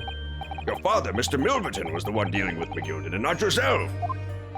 When I received the 1,000 guineas after my first completed dealings with McGilded, I decided to give 200 to my father for his troubles. Oh yeah, you fucked up. That's way too much for a musician friend who wants to make discs. He was gonna get suspicious of where that money came from. But my father realized something was amiss. In time, he worked out that I must be involved in something dubious. And when he did, he said to me, Next time there's an exchange, you let your old man do it, understand? Otherwise, I won't take your money anymore. oh my god, that's so sad. His dad wanted to protect him. That was my father's way of dealing with it, I suppose. Climb into the omnibus, hand over the second disc, and take the money from McGilded. That's it. He had no idea what was actually on the discs I'd asked him to make. He never knew. Just like I'll never know why everything went so horribly wrong that night. So he was lying earlier when he said he didn't care about his father. All I know is that the disc was taken from him, and he never returned home. Yeah, he burned that bitch in the omnibus. He's 100% the guy who burned McGilded in the omnibus. 1,000%. It was only then that I found out what sort of a monster McGilded really was. So after 10 years of not once uttering it, I swore on my father's name. Why does he dance then? I don't get it. To exact revenge. Like, the dancing has nothing to do with any of his character traits whatsoever. I was so sure the circus was gonna come into play at some time. I thought this guy was gonna be from the circus. Ding, ding, ding, ding, ding. He did, yeah, he offered 1,000 guineas to Naruhodo. He offered, I believe, the exact same amount. He offered, like, 10 to represent him, or 1 to represent him, or whatever. And then he offered 1,000 afterwards, I believe, when the deal was done. If you could say one thing about McGilded, is that he's an honest criminal. He takes his dealings quite seriously. He was, you know, a scumbag, but a scumbag with a certain code of honor. Like, he's doing fucked up shit, but at the same time, he's not fucking people over. Well, not fucking his clients over, the people he's working with. Yeah, it's just a hashtag British thing. Doing a little dance every time you say a statement, a little pirouette. They have mating rituals, these British creatures. I wanted to exact revenge. Revenge! As anyone with even the remotest knowledge of the man will no doubt be able to imagine, McGilded brought all his wealth and influence to bear in the most despicable of ways, like building public parks. Ugh. The poor should never be able to sit in greenery. Oh, I mean, to crush any semblance of justice in his trial. The crime scene was tampered with, evidence was fixed, and witnesses were bribed. That trial 2 months ago was a farce from start to finish. My feet had barely touched British soil back then, and I walked into that hornet's nest, completely unaware of the sinister background. Yeah, see, what I still don't get is why no lawyers took McGilded's deal. That seems weird to me. Maybe he would kill anyone he said he'd give 1,000 guineas to. It's possible. It's certainly possible. However, I feel like that would catch up with you fucking pretty quickly, especially once the lawyer one comes into play. I feel like you wouldn't be able to get away with that anymore. When it comes to dealing with people from the slums, that's fine, like sure. But if you kill a high-profile case lawyer who just arrived from Japan and is the talk of the town, I feel like that becomes very suspicious very quickly. Yeah, Reaper of the Bailey would turn some people away, but at the same time, if you're that lawyer and you make 1,000 guineas, you literally never have to work again a day in your life. So it wouldn't really matter if it tanked your career losing to the Reaper. Of course, McGilda might not actually have honored it, but they wouldn't know that. I was completely unaware of the sinister background to it all. All I'm saying is that in all of England, there has to be one lawyer scummy enough to take that deal. I'd made plenty of money out of my dealings with McGilded by then, so I spared nothing in my arrangements 2 months ago. I knew exactly who to hire. Also, he paid this guy 1,000 guineas and didn't kill him. Maybe only upon re-encountering him or something. I don't know, maybe he's got a weird-ass code.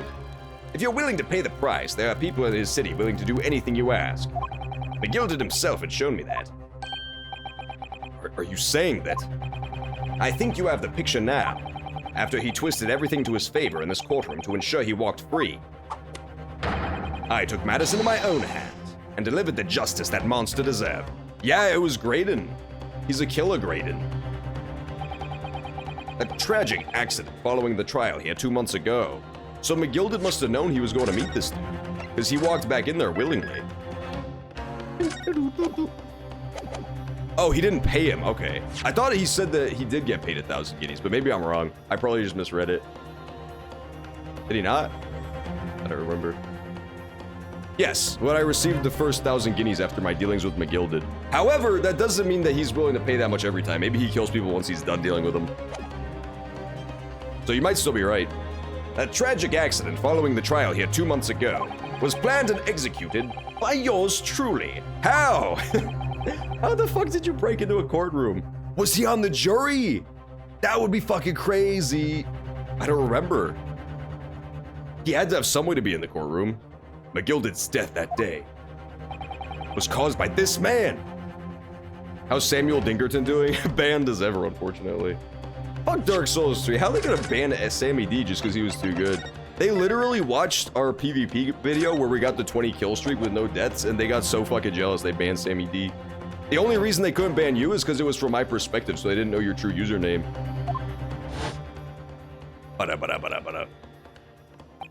Everything is ready, sir. If you'd like to follow me into the courtroom. What's this, officer? This is sooner than I was led to believe. I hope it's not inconvenient, sir. There were some changes to the schedule. Is he the bailiff? That would be crazy. What if he's the bailiff, just like Holmes was the bailiff? Remember Holmes disguised himself as a bailiff to get into the court? Well, I must be making tracks now. 'Tis time for the inspection. They're going to examine the omnibus again, so I'm told. I asked if I could be present for it myself. Magnus. He is the bailiff. What? Eilon Johnson. He's not truly a lion, though. He was a coward. He banned Samuel Dingerton because he feared his power. Fuck you, Bandai. That's also why they didn't let you into the network test for Elden Ring. They checked the username against their records. Against their being owned records. Wait, that's fucking hilarious. The Warframe devs unironically did that. These guys have to be bots. There's no way they could be my epic time. Computer crazy. Yeah, Bandai Namco's going a little computer crazy. Just a touch. So that policeman who came to tell McGilded he could examine the omnibus again. That's right, an imposter hired by me. Oh, okay, it wasn't him. It was just an imposter. Cool. Close enough. McGilded used his wealth to manipulate the trial. He paid people to adulterate the omnibus with all manner of false evidence. Shut up! I wasn't even thinking about Among Us until you guys started posting Among Us posting. God damn it. You sons of guns. It did look a lot like him, that's why I got confused for a second. It looked significantly like him. That would have been kind of a cool callback to when Holmes did the same thing, but it also wouldn't have made as much sense. So I'm kind of glad they went with the route that made more sense than the route that would have been cooler. Because then there's the whole plot hole of how he managed to acquire the uniform and like sneak in and become a bailiff. Like, Just hiring somebody gets rid of all those questions, because you could just say, oh, he hired a cop. He hired a crooked cop or whatever. Dun, dun, dun, dun, dun. They streamed the entire game using the VOW ban. Oh, the people who got banned? That's funny. He threatened witnesses to lie in their testimony. Yeah, I don't know why devs do that. I feel like it's always pretty stupid when devs ban people for being too good. Like, I get that it's hard to do, like, accurate bot testing, but you can't underestimate how insane some players are. People will optimize a game to an absurd fucking degree. Like, you can never account for what people will be able to figure out on their own. I gave the man a taste of his own medicine. Once the omnibus was doused in paraffin, one of my sham policemen ushered McGilded inside and set him on a one-way journey to hell. Oh, so he just was never there. He just ordered the hit. Got it. An eye for an eye. That's how I avenged my father's death. A spine-chilling account indeed. But that wasn't the end of it for me. There was a loose end, you see.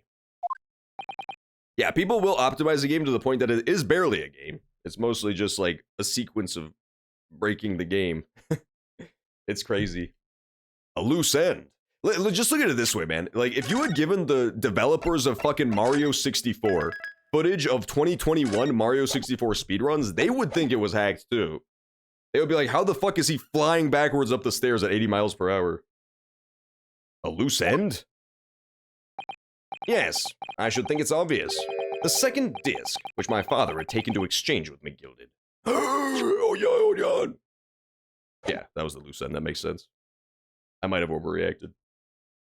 They got banned from Dead by Daylight for being too good as a clown. I still need to try that game. Fun fact, it may not be right now, but you could check if you're curious about Dead by Daylight. It was free on Epic Games Store as of like 2 days ago, so you may still be able to pick up Dead by Daylight for totally free. I did. I picked up Dead by Daylight for free, so I'm going to try to stream that game at some point. Seems fun. I want to be a killer, like a slasher killer. That could be a neat stream. So I might try the game at some point. It seems fun. But yeah, I don't know if it's still free, but if you're interested in Dead by Daylight, might be free on Epic Games Store. Worth checking out. Yes, I wanted the disc. Ah, yes! There was indeed no mention of it in the man's trial 2 months ago. Clearly because it had been removed from the scene of the crime. When I realized it was missing, I remembered something. Something from the first time I dealt with McGilded. Cutscene! Oh, okay. There's no voice acting. You have zero control over what happens in the client, and the server just has to trust the client that it got what it says it picked up in a mission. That's so funny. That's so bad. Hey, thanks for the gifted sub, Reanimated Bit. Woo! Let's go. Is it too high up? Oh no, it's just cut off at the top because that guy has a weird shaped head. That makes sense. Woo! Thanks for gifting a sub, bro. Appreciate it. That's super funny. That is a hilarious anti-cheat measure. That's very funny. Yeah, I'm sure people can work around that so easily too. Because if you know what the threshold is, you could just actually cheat up until that threshold and be perfectly fine. Whereas people who legitimately exceed that threshold get banned for it. That's very funny.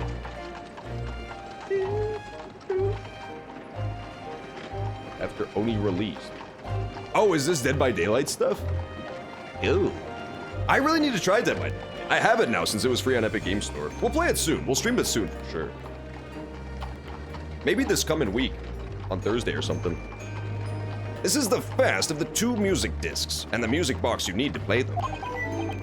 Well, look at that now. What an ingenious little invention. Sorry, that was McGilded's voice. I only figured out halfway through. Hey, thanks for the follow, Zeke the Jolteon. Appreciate it, bro. We've got one less kill in the arena. You wouldn't have been banned. Yeah, exactly, dude. We went over the threshold. We went over the waitlist. We were just too good at killing. Yeah, we got Hamtaro. Woo! Hey, let's go, Hamtaro fans. I see you, Zeke the Jolteon.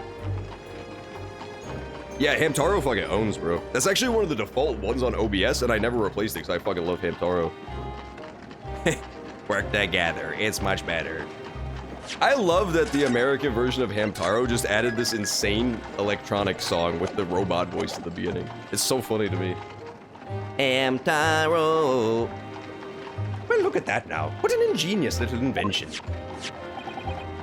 So then, as promised, 10 guineas for you, young man. Fun fact, Hamtaro actually also got banned from Dark Souls 3, because when they worked together, they worked so much better that the game thought that they were cheating. It's crazy to think about, but yeah, they got banned from the arena hardcore. What is this? Winterbank's pawnbrokery? Aha! That makes so much sense. Aye, 'tis a pawnbroker's ticket, so it is. You can use it to redeem an article I've deposited there for you. There's no need to give a name. Just hand over the ticket and tell the fiend the watchman. I've put a jewel in pawn for you. It'll fetch a good 10 guineas if you sell it, so it will. I have never heard of a pawnbrokery being used in quite that way before. Have you not, Mr. Graydon? London's pawnbrokeries are very useful places, you know. Each one is like an extremely secure vault. Wait a minute! Sholmes was the other one who used that phrase. Is Sholmes in cahoots with McGilded? No, that would be too crazy. That would actually be like too much of a twist.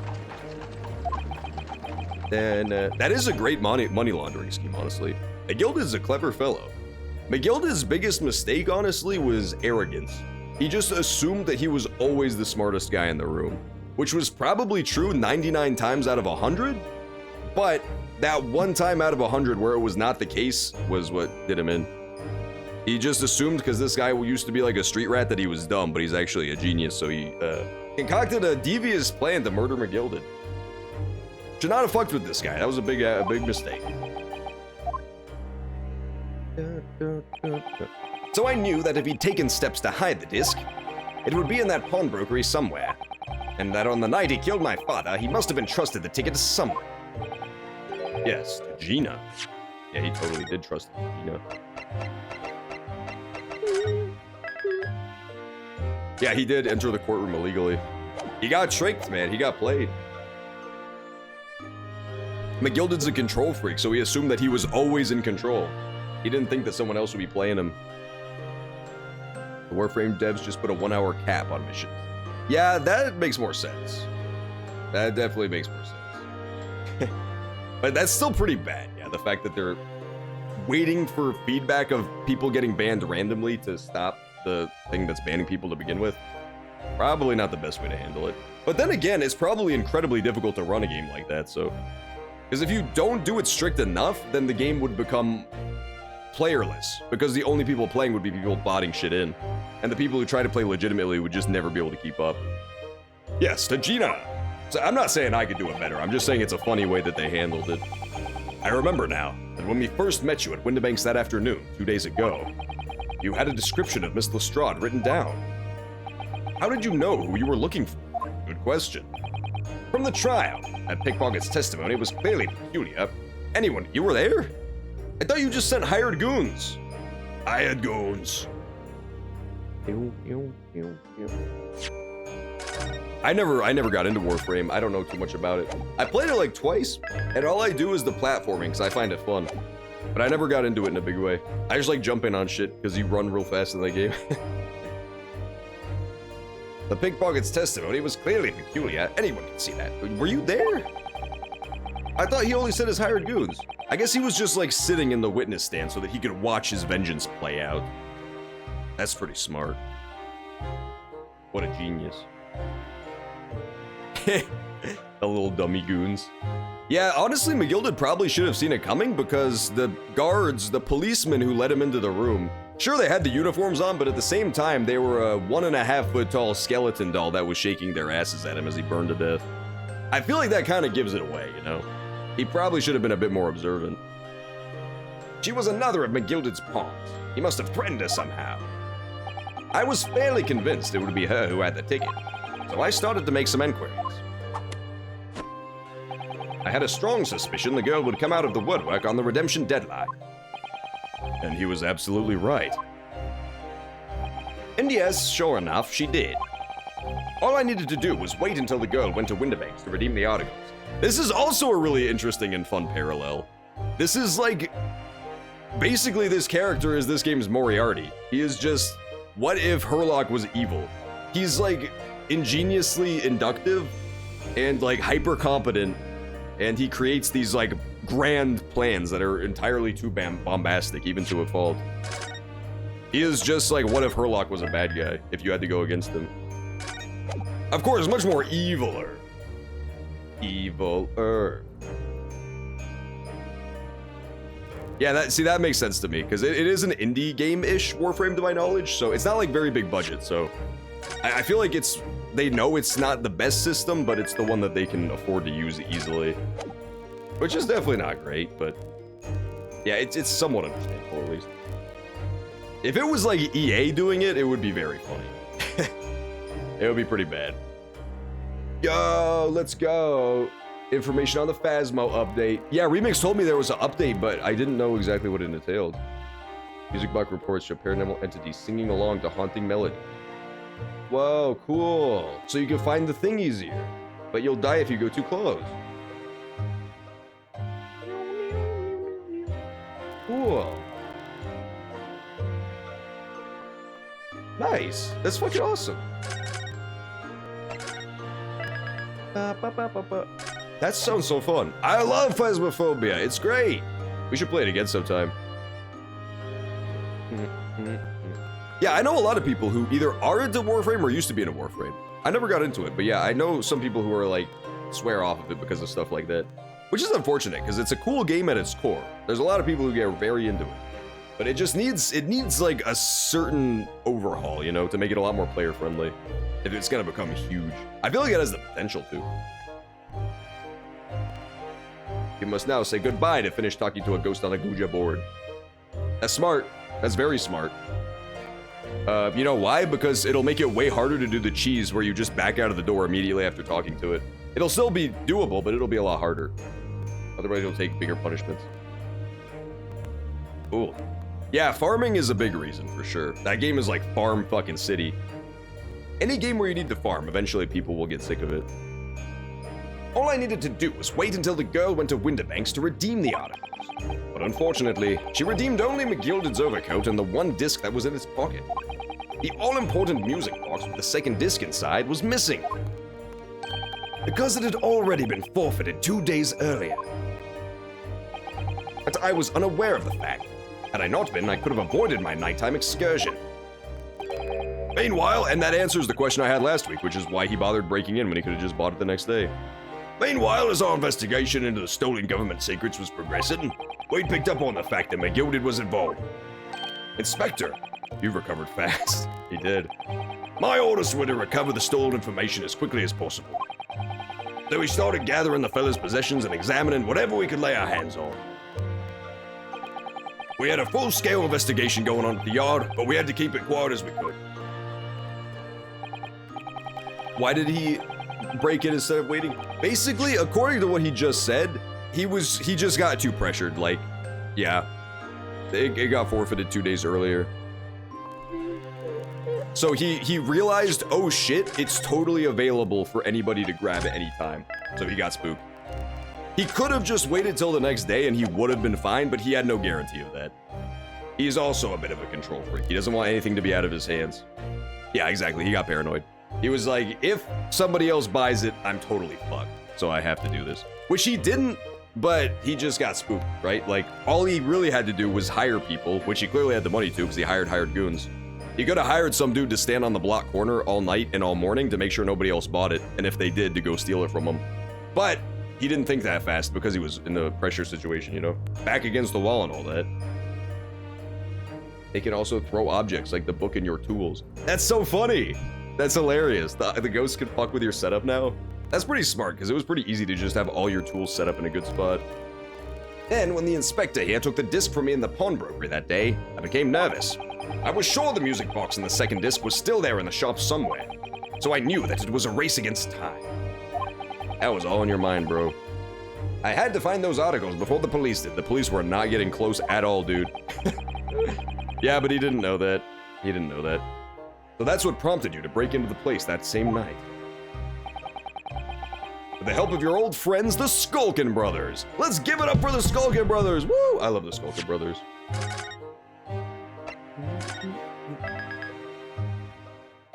Yeah, that was my favorite part of Warframe 2, easily, was the movement. I didn't like the gameplay as much as just running around. The running around was very fun. Yeah, and you know what? That's probably why, because I tried to do stealth. I tried to do like a stealth character, and it just did not really work out. With the help of your old friends, the Skulkin brother. What happened that night in the pawnbrokery? I can only describe as a nightmare. You killed a man! Drayden, you didn't have to do that. Yeah, exactly. He played himself. He overthought it. He definitely overthought it. He got tangled up in his own mind. I mean, in his defense, there was like a 0.01% chance that everything could have fallen apart if he didn't take action, if he had waited to just buy it. Because, two things. Either the police could have found it first, some random person could have found it first, got robbed by one of his dudes, and then reported it stolen. That's bad for him. Or, even worse, he goes in and buys it legitimately, then the police find out that it was supposed to be there, and then they have a paper trail of exactly who fucking bought the music box. Which again, you can hire a guy to do that for you, but that only takes it back by one step, right? Then the police find the guy who bought it for you, and then he can lead them back to you. So in his mind, which makes sense since he's like a hyper-competent, hyper-intelligent guy, he doesn't want to leave things to other people. He did it himself. He took the riskier option that would leave everything in his control. If he did it the other way, everything would have been completely out of his hands. It would have been essentially a roll of the dice. It would have been up to whether the police were competent enough to catch him. Oh, hell yeah, they nerfed Nightmare Mode too? That's awesome. Because yeah, it really did feel like a guessing game, the Nightmare difficulty. It was very hard to find specifically exactly what ghost it was. What happened that night was a Nightmare Mode. While Nash and Ringo were searching the counter, I'd located the music box I'd sold to McGilded on the shelves of forfeited articles. And the second disc was inside. Yes, I slipped it into my pocket with a very deep sigh of relief. But then, something entirely unexpected happened. What are you doing in my shop? Donkey, get in the back room! He shot him in the fucking chest, bro. A gunshot rang out in the shop. I felt a sharp pain in my left arm. The broker fired his gun, and the bullet pierced your limb. Yes, exactly. That's what I just fucking said. But unfortunately, I decided to bring my own gun with me that night, just in case. Yeah, this was the other big mistake he made, which was a spur of the moment thing, was firing back. He could have just ran out with the disc. But again, I feel like it's the same character trait that led him to do everything else. He wasn't gonna just leave the Skulkin brothers there and hope that they got out and wouldn't get caught. If he left the Skulkin brothers, then there was every chance that they would get caught and then dragged up to court, and then they flip. They turn on him, and then he's fucked. So again, it's mostly just this fact that he has this constant need to be in control. Bit of a control freak. A little bit. Before I knew what was happening, I'd fired back. The man had already turned to flee. I hadn't intended to fire in his direction, much less kill him. But unfortunately for both of us, the bullet hit home. It struck him in the middle of his back as he fled through the storeroom door. Wait, this doesn't make any sense. Hang on. This makes literally no sense. Dude, those names are would be so much better. Localization team, make his name Poop Wipe the Butt. Make his name Poop Wipe the Butt right now. Okay, wait, but this actually makes no sense. Do we still have the layout of the store? Listen to what he said. I want you to close your eyes and turn the scene. He was standing in the front. He had picked up the music box in the front of the store. Pop Windabank is across the counter from him, where the vendor stands. Pop Windabank shoots him in the shoulder, right? From behind the counter. It hits the calendar behind him, marking his exact location. He was right next to the entrance door. Then he fires back as Pop is running from the counter into the back room and somehow hits him in the center of the back? That actually doesn't make any sense. This is a plot hole if he's not lying. Check out the layout of the store. There's the door. There's the counter. Pop Windabank fired forward at him, hitting the calendar that's right there next to the door. And then the guy shoots back from the calendar area and somehow hits him in the middle of the back? I don't know if that makes any sense. I mean, I guess so, sure. That seems weird. Where was the calendar exactly again? I don't think that actually makes any sense. Yeah, there's the calendar. It's exactly directly to the right of the door. So, dude was standing right here. Top window bank is here. Shoots him through the shoulder. Runs to the door. He fires back. Hits him in the center of the back? Sending him forward? How does that work? That doesn't make no sense. Look at where he got hit. Oh, actually, I remembered it being more in the center of the back. That actually makes a little bit more sense. Yeah, that's fine then. I think that's actually totally fine then. I don't know. I'm having trouble visualizing it now. And yeah, so he hits him from here into this shoulder-ish heart area. I think that works. I think that makes sense. And for some reason, I was picturing the bullet in like the small of his back, like right where his spine is. I think it makes enough sense. It makes enough sense for me to not prattle on about it. I think it's fine. Yeah, we'll leave that alone. We'll leave that alone for now. Oh my god, that's actually fucking crazy. Yeah, see, that is actually inexcusable. I was trying to make excuse for Warframe, but like, that is not great. You have to do a support ticket to do basic transactions. Not good, not good at all. Yeah, at least we got the name Poop Wipe the Butt out of that whole debacle. Even if I did not manage to make any holes in his airtight logic. Yeah, that's unfortunate, man. Sucks for Graydon. He had a good plan that all fell apart. It struck him in the middle of his back as he fled through the storeroom door for refuge. A sorry tale. It all took place in the blink of an eye. I don't imagine Nash and Ringo even realized what had happened at first. He's fucking lucky he didn't actually murk his friends. I was terrified, so I fled.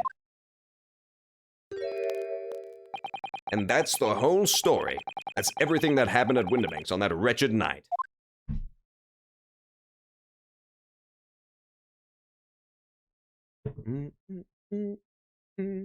I like that sad song that plays too. It sounds good.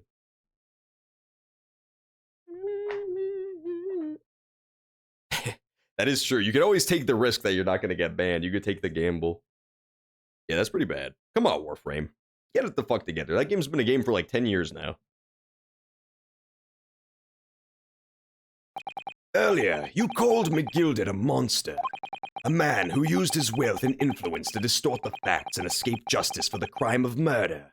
Yeah, Van Zeeks is kind of spitting facts right now. He literally did the exact same thing that he hated McGilded for. However, at the same time, I feel like the real thing he was pissed about is the fact that he murdered his father. He didn't murder his own father. He didn't do that one. What tragic irony. But what you have done is exactly the same.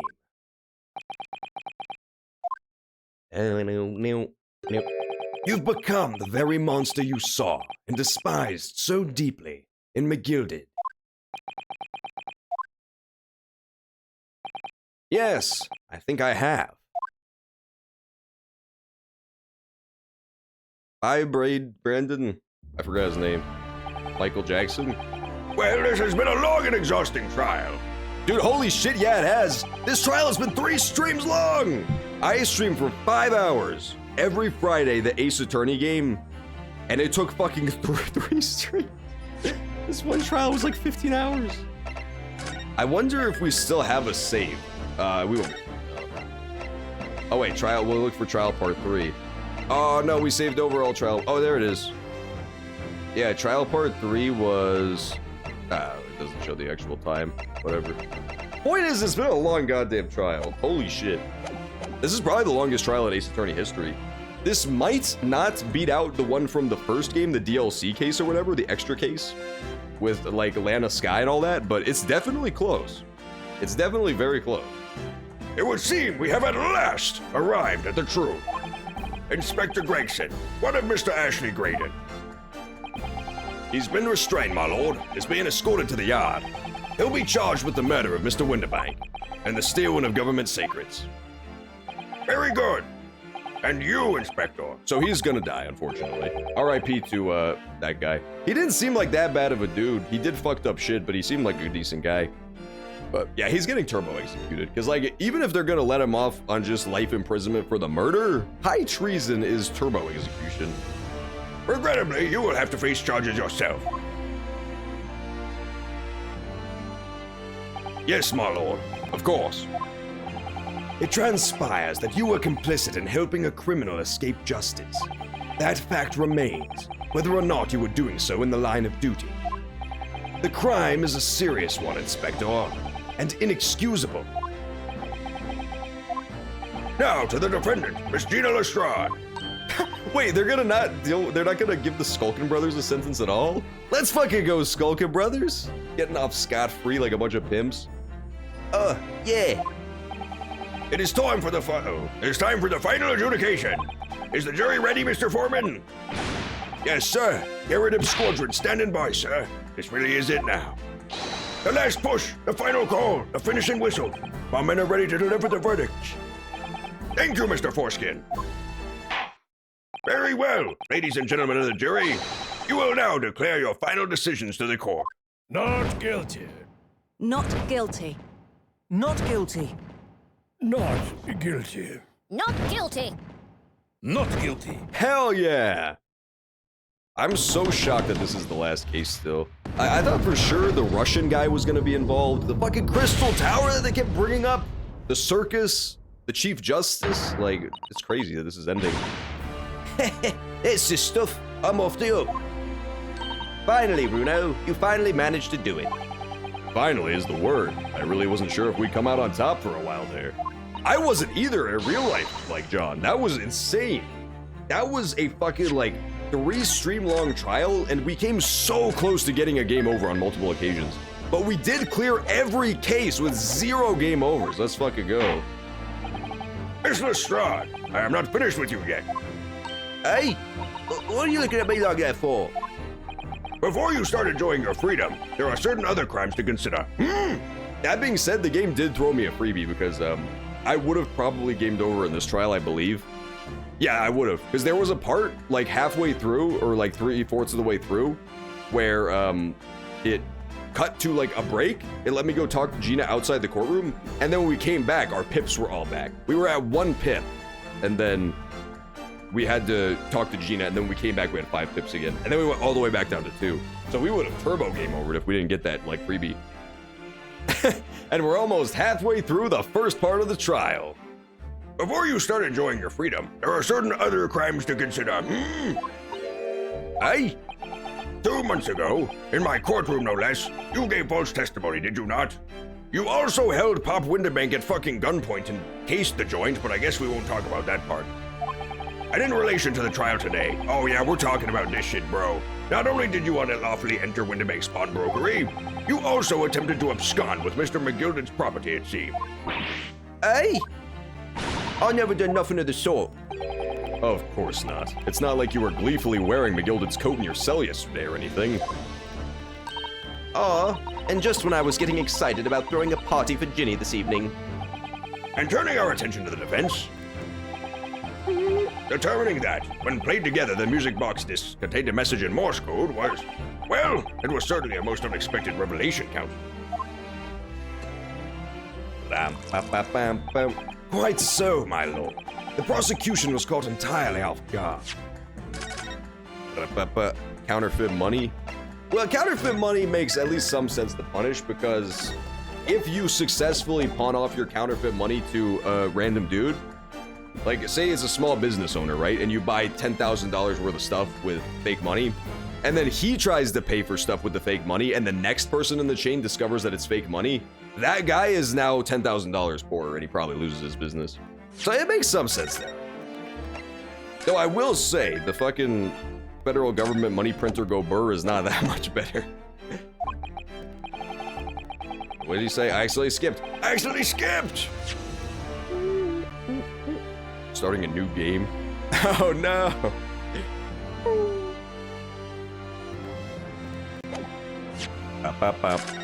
I would hate to get banned from any game, let alone this one especially. In fact, I think we should applaud my learned friend's courage here today. I propose a toast. I already got sad enough when I got banned from fucking Dark Souls 3, man. I can't get banned from Warframe 2. It'll be too, even though I don't play that game, it'll be too much for my little heart to handle. to demanding that government secrets be disseminated before the entire courtroom. Very sorry about that. It was the only way that I could get Inspector Gregson to admit what he'd done, so... If I may say something on that point, who's talking? Isn't that?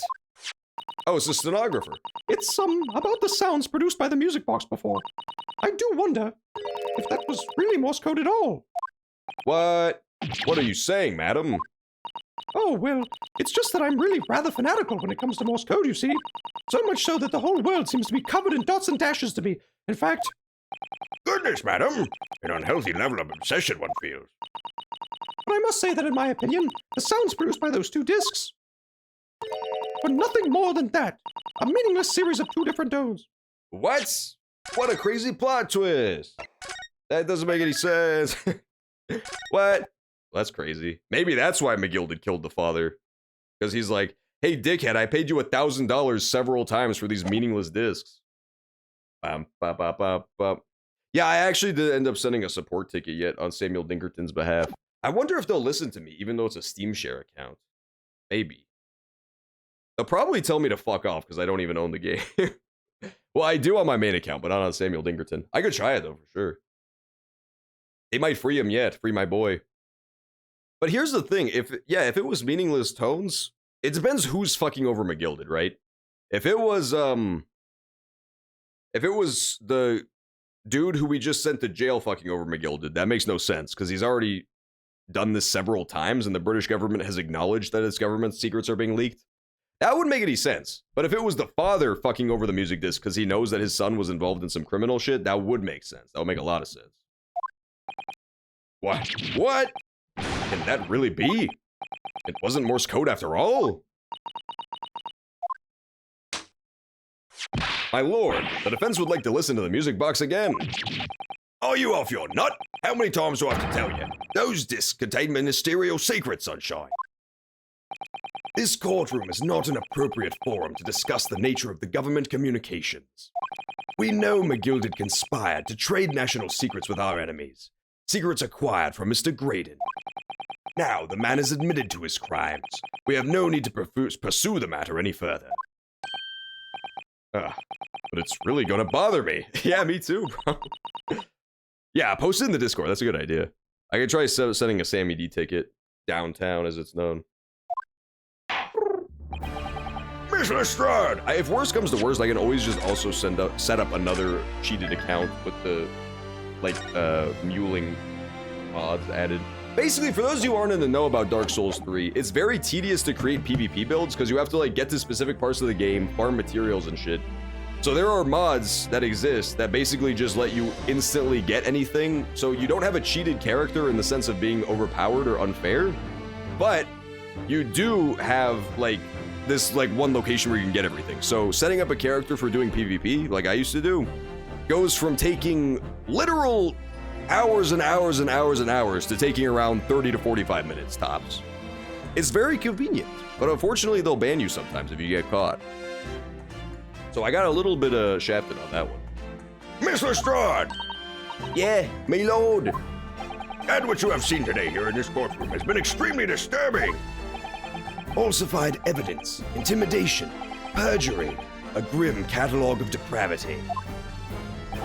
An appalling experience to befall any child. Come on, it ain't nothing I didn't see most days in the back slums. I beg your pardon? If you're weak, you pay for it. It's just how life goes. Gina. Yeah, I think what happened to me was that I was not careful at all about honest merchanting in certain items. For example, the flask stuff. If I was making a new character, I would just grab however the fuck many. And it probably tripped, you're not supposed to be able to get that many ever. Flask shards or bone shards or whatever. That would be my best guess. Either that or just lingering files from when I tried Cinders, any of those mods. But look, I reckon I worked something out today. The world ain't fair, but if you want it to change, you gotta start it out. You gotta change how you are yourself. You're still going to jail, Gina. I'm so sorry. You're going to turbo jail. Well, that's a very laudable lesson, I would say.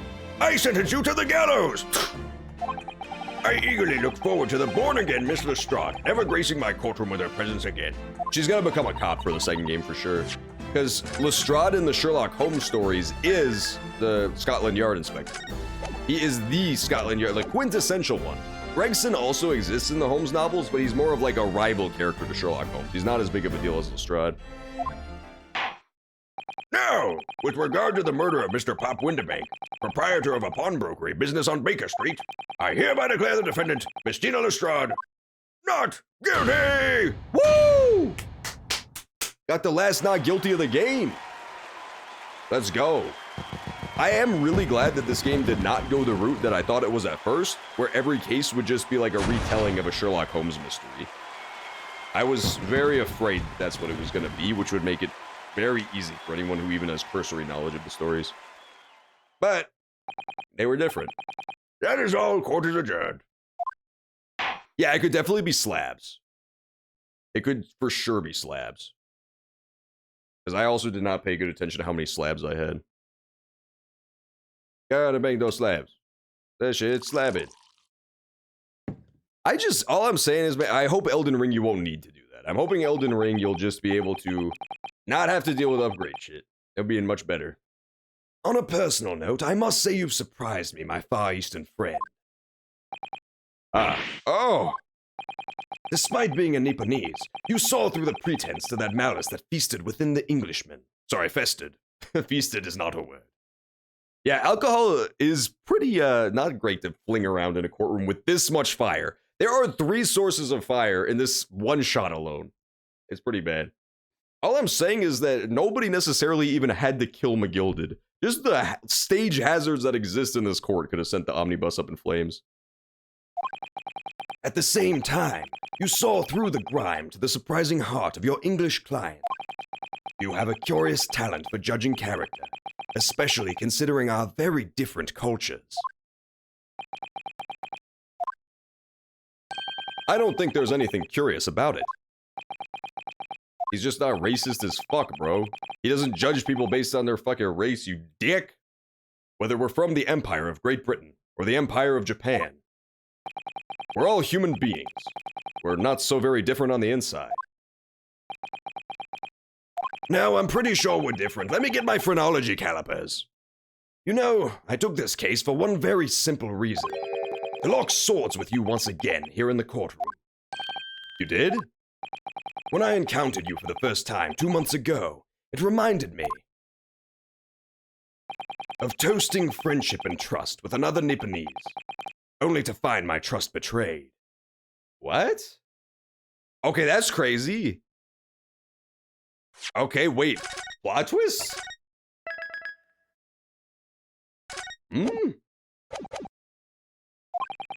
Through you, I hope to look into the eyes of the man I once knew. He knew what's his face. He knew my Japanese friend from the beginning.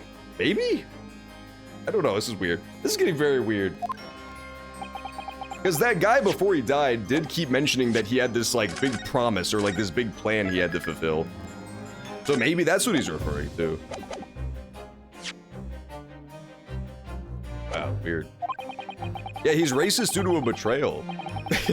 Yeah, it was very funny because, like, during that time when he went on his insane, unhinged racist rant against the Japanese, I literally made that joke before the line popped up.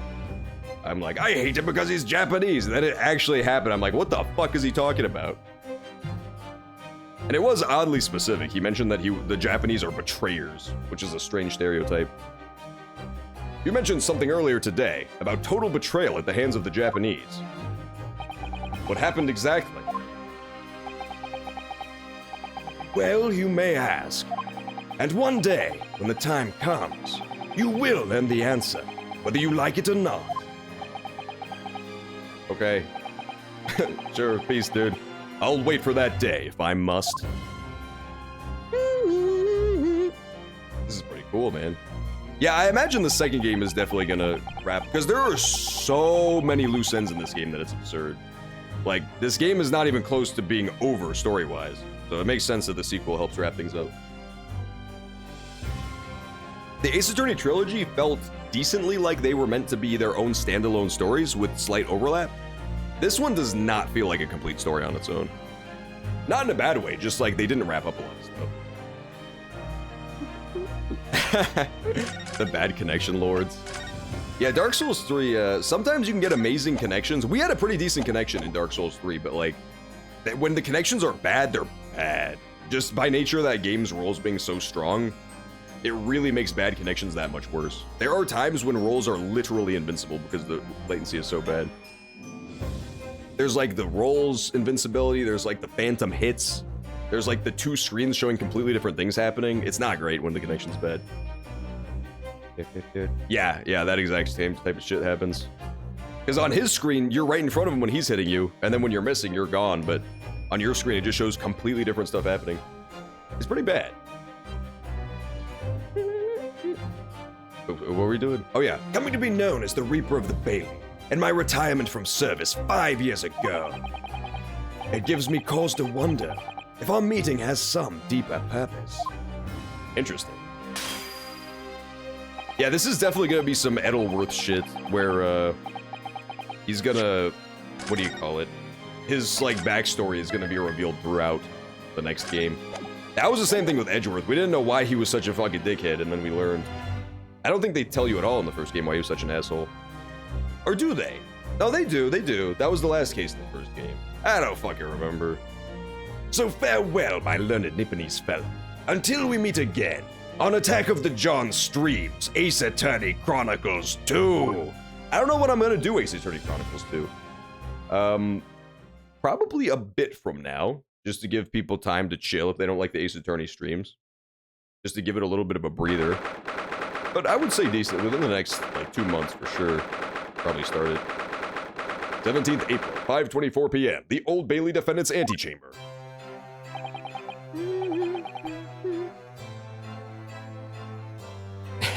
Yeah, TF2's was not the best. Yeah, Dark Souls is like next level. It's because the most frustrating part I think about the Dark Souls shit connections is like, when it's happening to you, it's very one-sided is the thing. Like, when it's happening to you, you're just absolutely fucked. And when it's happening to the opponent, you don't really know that it's happening to them. So for you, it just looks like you fucking stomped them. And on their screen, you're just teleporting around the arena, standing perfectly still, destroying their health bar. It's a very annoying version of lag. It's done. It's over at last. Ram-pam. Oh yeah, you're right. What the fuck? Last time BFC said 2 more hours right when I was ending. And this is like exactly 2 more hours. What the fuck? We start at 4 p.m. Central. It's 6:08 p.m. Central. That's actually creepy. BFC is absolutely BF banned. Banned. Absolutely. But where's Iris disappeared to? The DLC. Wait, what? There's extra DLC for this game? I didn't even know that. That's crazy. Maybe I'll check it out. Then again, the last DLC I bought for a Nintendo game was the fucking Fire Emblem Three Houses DLC, and that shit was ass! Where's Iris disappeared to? It wasn't that bad, but it was disappointing for sure. Ah, congratulations, Gina. I knew it all along. I knew you were innocent. Well, do what you said, Mr. Naruto. You believed in me, brought up to the end. It was odd as your name. What's odd about it? I told you I had faith in you, didn't I? Yeah, I guess. Yeah, it's probably not worth getting DLC for Three Houses. There's just, yeah, there's already so much content, and then on top of that, the DLC is not amazing. It's also not something you can access during the main game with, like, a regular team. It's a DLC that's, like, just completely self-isolated. It's fun. It's, like, probably some of the hardest maps in the game, but is it worth the, like, $20 to get those 4 really bad characters that were clearly written by a completely different person? Not so much. That's super worth it. No one ever has before, see? Kept a promise, I mean. Properly. That's awful. I figured something out today. All my life, growing up in the slum, I've never trusted no one. But that's just because I've been scared of being stabbed in the back. I mean, the more you trust someone, the more it hurts when they let you down. So true. Yeah, I know you're talking about Ace Attorney DLC. I might get it. I don't know. All I'm saying is that I've been burned by Nintendo DLC in the past. I don't trust them, man.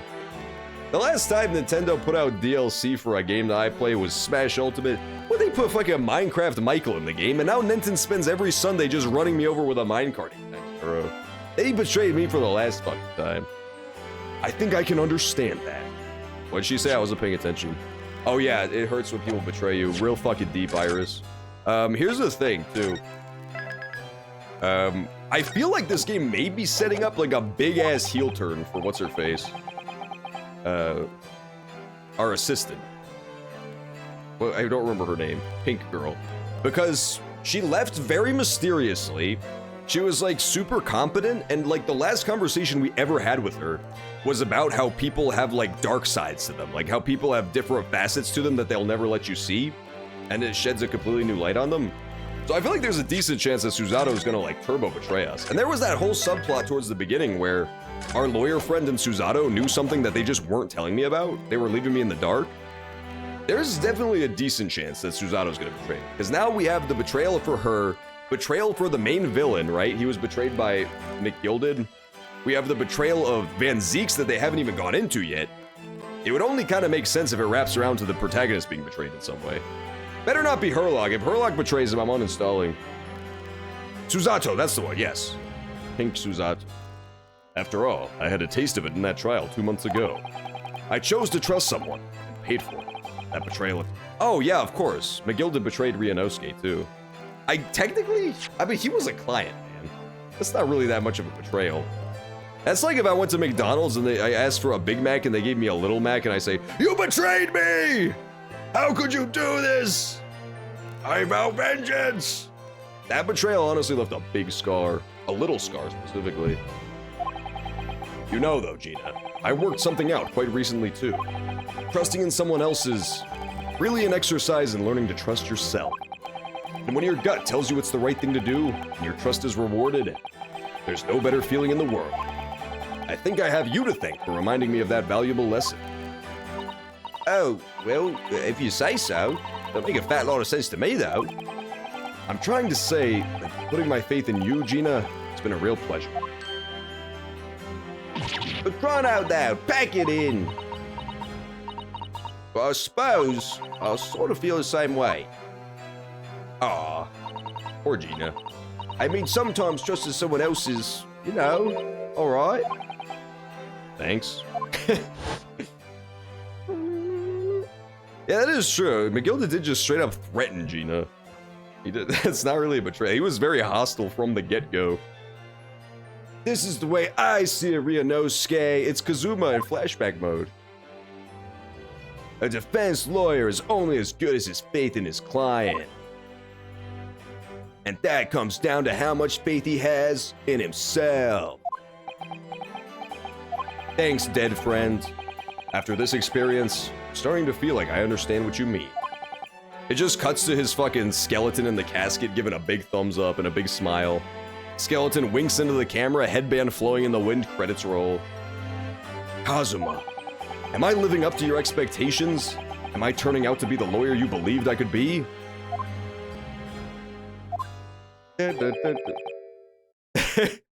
Yeah, I gave him a little bit. It's supposed to be like one of the like really bad cheesy 90s anime character voices, like when they did the bad anime dubs back in the day. He just strikes me as one of those characters.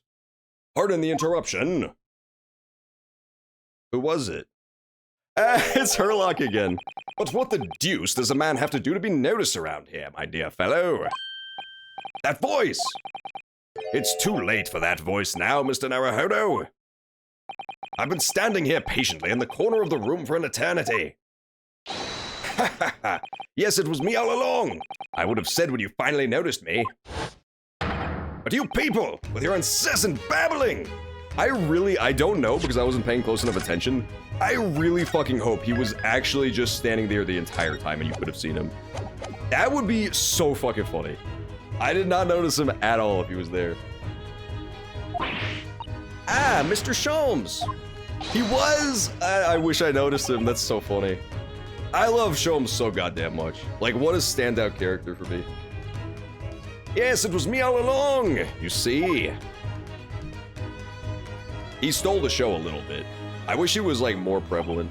But then again, he already got a lot of screen time. I'd assumed you'd been taken back to the hospital, to be honest. Indeed I was, but I managed to escape again. Oh. I happen to be aware of one or two foibles of the doctor who was tending to me. I merely made my knowledge of them to be known to the man, and he happily issued me with a leave of absence. How very above board. Oh, I see. So they gave you like a little chance to notice him, but then cut away. That's smart. I bet anybody who noticed that felt like such a fucking genius. But enough of my adventures. That was a fine victory, Mr. Naruhodo. Your tireless efforts are justly rewarded, I feel. Congratulations are in order. As a close friend, I tip my hat to you. Oh, thank you. Some great detective you are, being as cold as ice, maybe. Have I irked you in some way, Miss Lestrade? While you've been having a snooze in your nice soft bed, some of us have been fighting for our lives. Ah, well, that bullet did cause me to lose a substantial amount of blood, it's true. So I have indeed been feeling somewhat cold. Not perhaps as cold as ice, but well, have a feel. Could you take your hands off of my neck, please, Mr. Sholmes? And, in some way, I suppose, congratulations are in order for you too, Miss Lestrade. What's that supposed to mean? What's so half-hearted? Well, naturally, it isn't my intention to alarm you, but an acquittal in trial with that particular prosecutor is perhaps a little precarious. Well done, Mr. Sholmes. Not alarming in the slightest. Yeah, she's gonna get murdered by the dang Reaper of the Bailey. What else was I gonna say? Oh yeah, when we were talking earlier, when Equestrian Wyvern brought up that this game works better as like a big long game with the second one included, I think that definitely makes a lot of sense, because one of the main mysteries in this, like the entire Sholmes/Watson subplot, was the murder of Watson. Watson gets fucking axed in the first case before we even know that he's Watson. And we just never told Iris about it. We never found out why he was targeted. We never find out if Sholmes even knew. And we never find out what was in the Hound of the Baskerville story that was so important that Sholmes couldn't allow it to be published. It's crazy. There is like so much unanswered questions when it comes to these characters. So like this character, Van Zeeks, Susato/Kazuma Asogi, all of their subplots are just completely unresolved. Like not even close. And the Chief Justice guy, the Crystal Tower side plot, the circus that was in town. The circus was probably just a red herring, but yeah, there's a lot of stuff that they just never touched on. Oh, the Reaper, you mean? Because anyone who's found not guilty in a trial he was working on winds up dead anyway? Is that it? The very point I was trying to make. And exemplified by the fate of Mr. McGill, in fact. Ah, but of course, I pay no attention to such irrational drivel myself. He's literally just trying to scare this girl. Yeah, well, don't bother me. Oh, really? He's such an asshole. Of course not. The way I see it, the Reaper's a bit like him upstairs. Him upstairs? You mean like God? Yeah, him upstairs knows what's what, right? He knows what people are like on the inside. He won't have got the wrong end of the stick.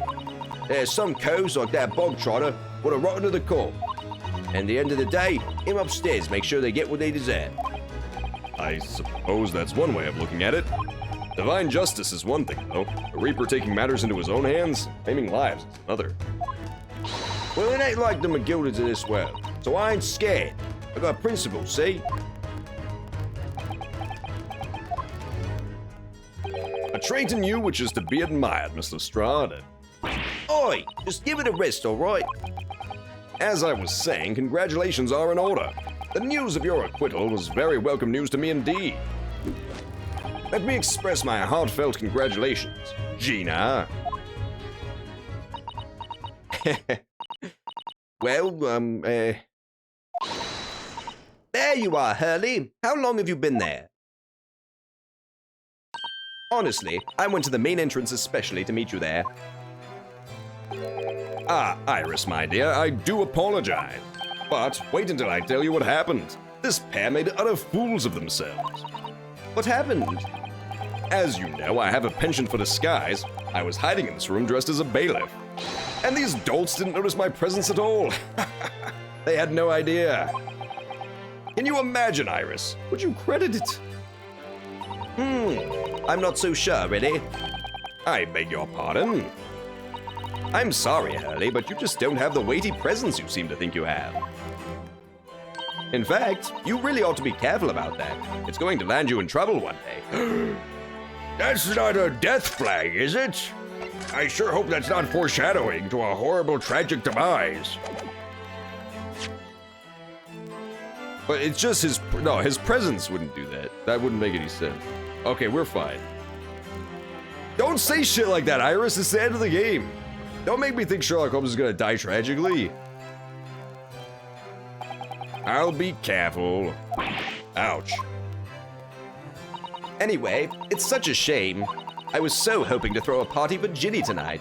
But you won't be able to come, will you? No, I'm going to jail. Don't look like I'll be going nowhere for a while. You heard the judge's patter. I got stuff to make amends for, apparently. All of them offenses. What was it again? Breaking and entering, taking the bog trot to stuff what was in the lug, blah, blah, blah. Yes, I think you'll find that basically being a pickpocket is the main offense. But diving ain't an offense. It's a job, innit? I don't think so. Ba ba ba ba ba. Still, it has got me thinking all this. Maybe I should start looking for another line of work. Like, I don't know, being a police chief or something. I mean, you didn't start off as a lawyer, did you, Otto? Well, no, but I was never a pickpocket. Sick burn, dude. Yeah, this is weird.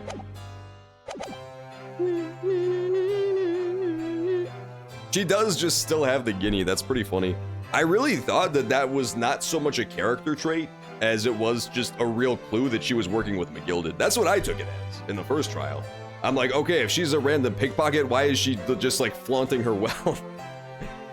But no, she's still got that, man. She keeps it as a keepsake of that time that guy threatened to beat her to death.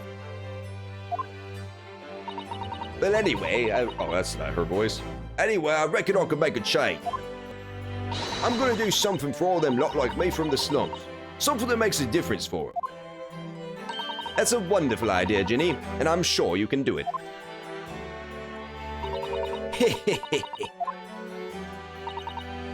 What is it?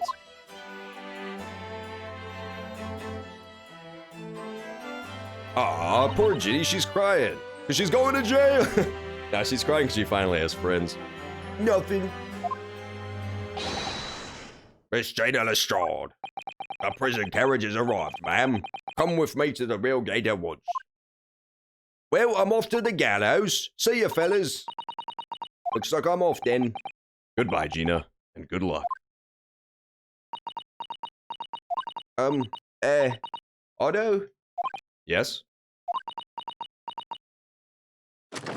Oh no! Ah! Don't let her shoot me! Somebody stop her! She's got a gun! How amazing would it be if I just somehow had it set up that my fucking, like, I had a practical effects head that just exploded. And then the next 5 hours of the stream was just like my corpse and then blood spurting out of the spigot. That would be the greatest way to end the Ace Attorney stream of all time. I'm still paranoid about the scalpel being in Sholmes' gut. That is a reasonable concern to have. He definitely just never finished his surgery and ran away from the hospital. His penchant for showmanship has potentially left a giant sharp object in the middle of his stomach. And then he threatened the doctor and escaped from the hospital again when they tried to finish his surgery. So yeah, he could still have just a giant knife in his stomach. That is a distinct possibility. What was that for? Oh, yeah, I don't know. I mean, I don't know what to say, so... But you are Mexican. Yeah!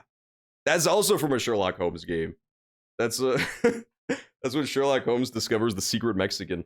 I love that game so I can't wait for those crazy Russian bastards to make more. There was a Sherlock Holmes game, and one of the mysteries was discovering a Mexican man.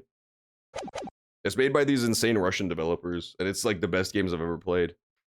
Ah, indeed.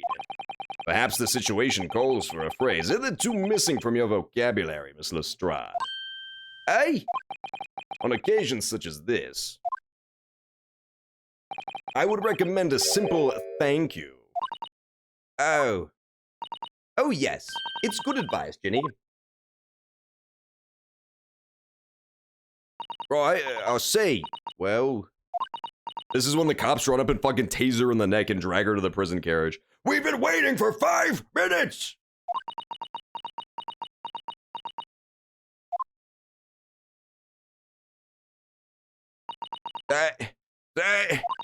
Thanks. Oh no. You're welcome. See you in jail, idiot. Aw, that's so sad. Thank you for everything what you've done, for believing in me. Not at all. In fact, that should be my line. Thank you, Gina, for, I guess getting arrested. See ya. Peace. Ah, poor Lestrade. Well, there she goes. I wonder if I'll ever see her again. Well, well, quite the indomitable pick pass. Oh, I nearly forgot. I brought a paper outside. It's a special edition. This trial is all over the front page. Pickpocket's innocent proven. Isn't it wonderful? You should have shown it to Gina, Iris. She would have been thrilled. Oh no, how silly of me. But anyway, would you like the good news or the bad news? Ugh, not again. Well, what do you say, Bruno? Early? As usual, I think I'd rather get the bad news out of the way first. Is this gonna be a cliffhanger? Is this gonna be the fucking cliffhanger? I feel like it has to end, like, now? Because this trial has gone on for 20 hours, so maybe they'll just end on a crazy cliffhanger. By the way, I should mention that once this ends, we stream 4 to 9 p.m. Central Time, Thursdays through Sundays. So, as it is only 6:30 Central Time, we will still be streaming after this. We're just gonna switch to Dark Souls 1 for the rest of this stream. But yeah, I do stream Thursdays through Sundays every day of the week, so consider stopping by. We will continue Ace Attorney Chronicles 2, but not right away. We're gonna give it a little breather room so people who don't like Ace Attorney won't have to see it like right back to back to back. I want to get the bad news out of the way first. Absolutely not. I have no intention of listening to anything but good news. And there you have it. How people answer that question says a lot about them, doesn't it? Let's not go there. Alright then, maybe let's start with the good news this time. The rain has finally stopped. It was a record level of rainfall, apparently. Oh. Okay, that's not bad news at all. Oh shit, that was the good news. Oh no! Well, that is good news indeed. We can journey back in greater comfort. I really think it's so funny that I thought the reason Holmes had not appeared yet to save us in the trial when he was a critical witness was because he was like stuck because of the rain, right? Like news couldn't reach us and also people couldn't reach us because the rain was stopping all the traffic. Turns out he is just that much of a douchebag that he wanted to make a grand entrance at the most critical moment. I nearly game over like 3 times because of his ass. Alright then, what's the bad news? The huge storm has left the seas very choppy. Oh no! Oh! Shit, we're gonna get to see what's-her-face again. The channel in particular is awful, so sailings out of Dover have been delayed by a day or more. Wait, Dover? She's back! That's right. If we head to the station immediately, we may still make it in time to wave Susie off.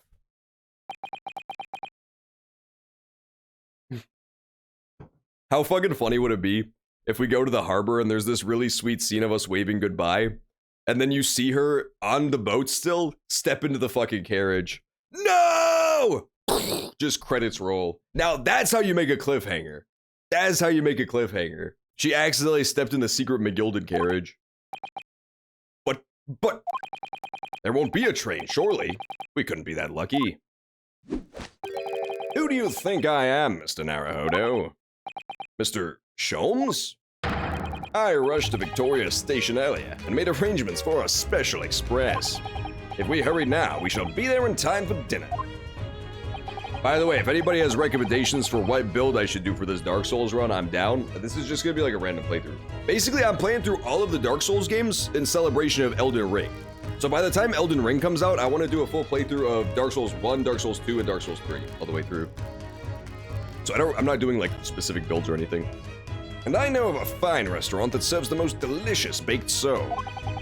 The great detective does it again! Indeed, he does. Bee Machine cosplay? What is that in DS1? I happen to be aware of a number of the rail transport director's foibles. What? I love how Sherlock Holmes just has a fucking blackmail network. It's hilarious. He's such a douchebag. I merely made my knowledge of them known to the man, and he happily laid on the locomotive. Elementary. Just an idea, but it might be wise to stop manipulating people that way. Black iron with claymore? I could do that. I could get that within the day, I think. I'll have like 2 hours. I think I could get that set up by then. I should have to kill gargoyles, Quilage, go to the bridge, and go to the church. Yeah, I could get that done. What are we waiting for then? To London Victoria? Now, I won't be able to wear it without fat rolling by the end of the day, but I could definitely collect it all. A cutscene! Guys, it's a cutscene. You have to shut that H up. Oh my goodness. Port of Oh, it's not a cutscene at all. My bad. I retract my prior statement. That took somewhat longer than I had anticipated. Susie's boat must be about to leave now. Mrs. Otto, where are you? Dun, dun, dun, dun. There she is! It's Mrs. Otto. She's so why is she 8 feet tall, by the way? Is it just me, or does she look fucking absurdly huge in this shot? Maybe I just thought the dock was bigger than it is, but she looks like fucking that lady from Resident Evil 8 right now.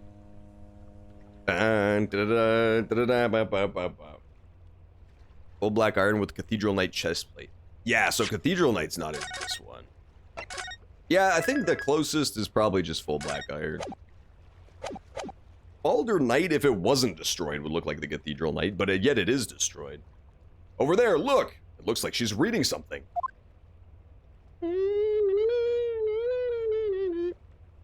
Hold it! Mrs. Otto, wait! What are you doing? What were you throwing, huh? Mr. Naruhodo? What are you doing here? We came as soon as we could after the trial. I mean, we heard that sailings were being delayed due to the bad weather, you see. Oh, I see. Then tell me, how did Gina's trial go? It went well. She was acquitted. Dang, you beat it 22 times? That's fucking radical. Yeah, that's the really fun thing about the Resident Evil games, is they're generally not terribly long, but they're super replayable. And they encourage it too, because they add a bunch of extra shit in for new game cycles. Like new stuff you can unlock, new equipment, and that sort of thing. It's fun. I like that about Resident Evil. I think way too many games now are really obsessed with just like dragging out the game for as long as possible to reach metrics. Like they can say, this game has 50 hours of gameplay, stuff like that.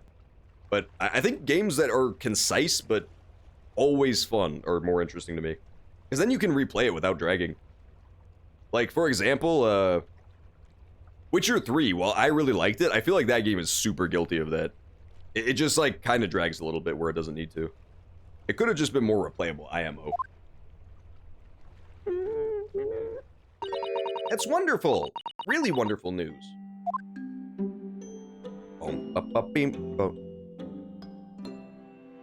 Yeah, unfortunately, you are actually being banned for being a Warframe bot at the same time.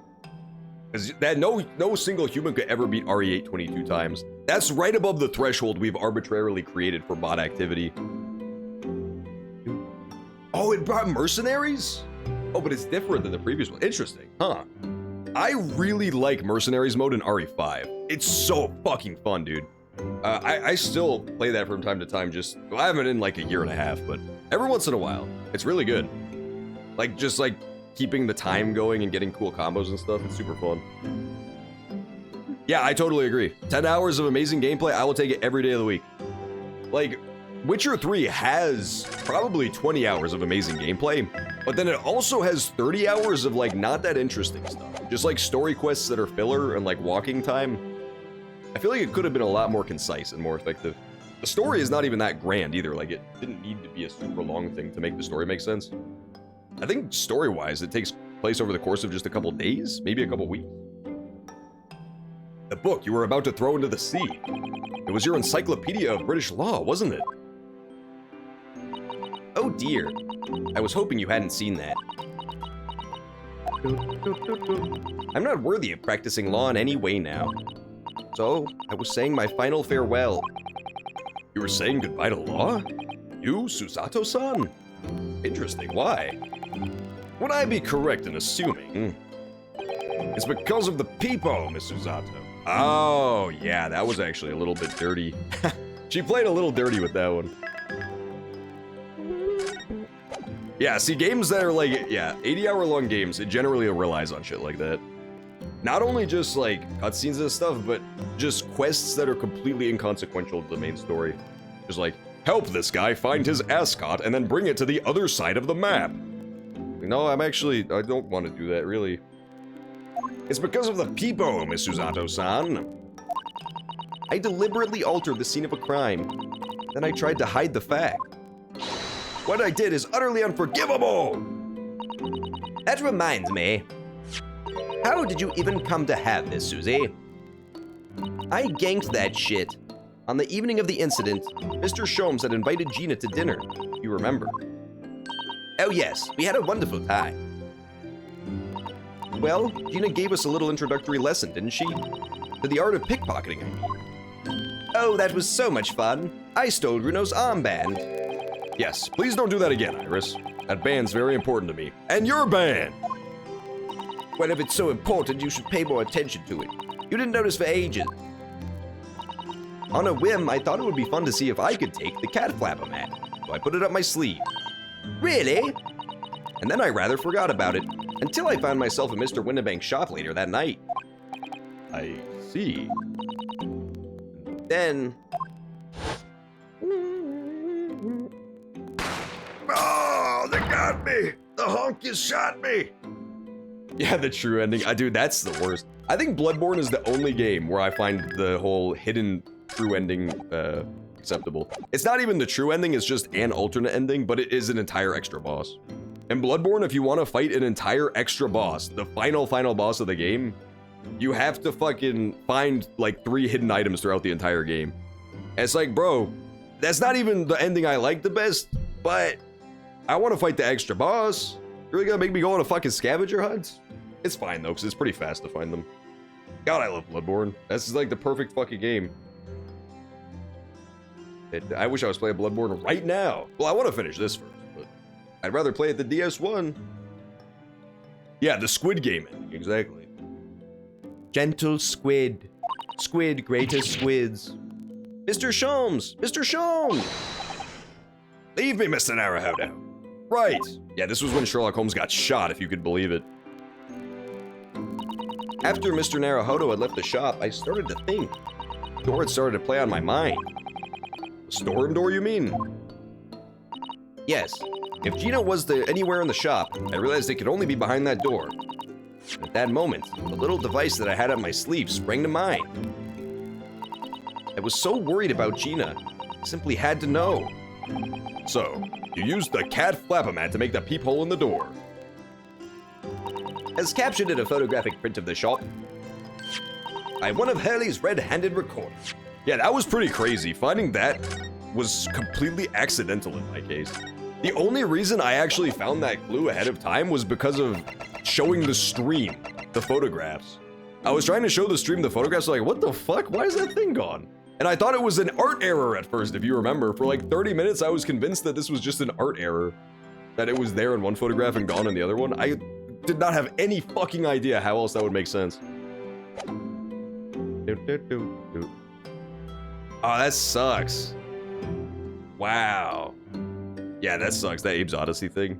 Yeah, stuff like that is rough in games. It's definitely, I understand why they do it, but it's rough. It is meant to encourage replayability so that you can go back and you're like, oh, there's another ending I could get, but it's kind of annoying. Indeed, it was of the first importance, that point. I have belts on my arms! Why does he have fucking belts on his arms, bro? Those go on your waist! Precisely when the peephole was made, that information would prove to be Mr. Naruhodo's greatest weapon. Though naturally, without proof, it would have amounted to nothing. But when I looked through the hole in the door, the sight that met my eyes made my blood run cold. Here, you want to know my only problem with this last case? amazing case. It was super fun, great villain, really good characters, fun mystery. I still think it's bullshit the way they drew Pop. I think this one actually is an art error. This is an Ace Attorney classic. They teach it to you in a lot of the games, and in this very game, they taught you this as well. He has the burn marks around the bullet wound, which we're told over and over again in these games means that they were shot from point blank so that there's muzzle burn left behind. This guy was shot from across the store while he was running away, so that's just not supposed to be there. Like, he shouldn't have the muzzle burn on his clothes. It's very weird. It threw me off really hard, and I feel like it wasn't supposed to.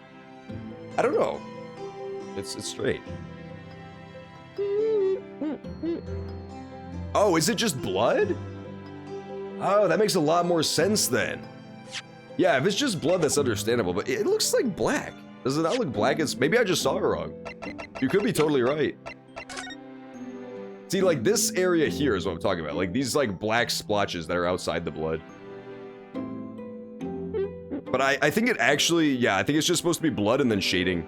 I think that is what it is. I don't think it's muzzle burn at all. I think I just saw it wrong. Okay, good call. Yeah, I think you're totally right. This is all blood, obviously, and then this is just the shadow of, like, the wrinkles on his clothes. The wrinkles on his clothes. Yeah, I think that is what it is. Cool. The sight that met my eyes made my blood run cold, and made his blood run all around his bullet wound on his sweater. Yeah, blood do turn black, that is true. That's why they couldn't see it on Lestrade's Kota. Thoughts started to run through my mind. I remember that 2 months earlier the trial happened. The trial of Magnus Magilden. I thought about how he had manipulated the evidence and arranged false testimony to secure his freedom. Yeah, you did that same shit, Susato. Yeah, that is true. Pepto-Bismol turns your poop black. That's actually, I had no idea that that was true. I can't confirm nor deny it. Probably look like that damn man from the Star Wars Eclipse trailer rising out of the goop, but in reverse. It falls down into the goop, aka the water of the toilet. It made the British justice system feel very dark and sinister. And then, a terrible thought occurred to me. What if some wicked criminal was planning to do the same thing now? Because from the appearance of the crime scene, it looked exactly as though Gina had shot Mr. Windibank. Even though she was sure she would never have done such a thing. You were worried that the true culprit would try to frame her for the crime? That's right. Then I realized it would be very difficult for anyone to give false testimony in this case. What do you mean? Yo, fucking wrap it up, Susato. I get it already. You're feeling sad because you falsified the evidence because you had to.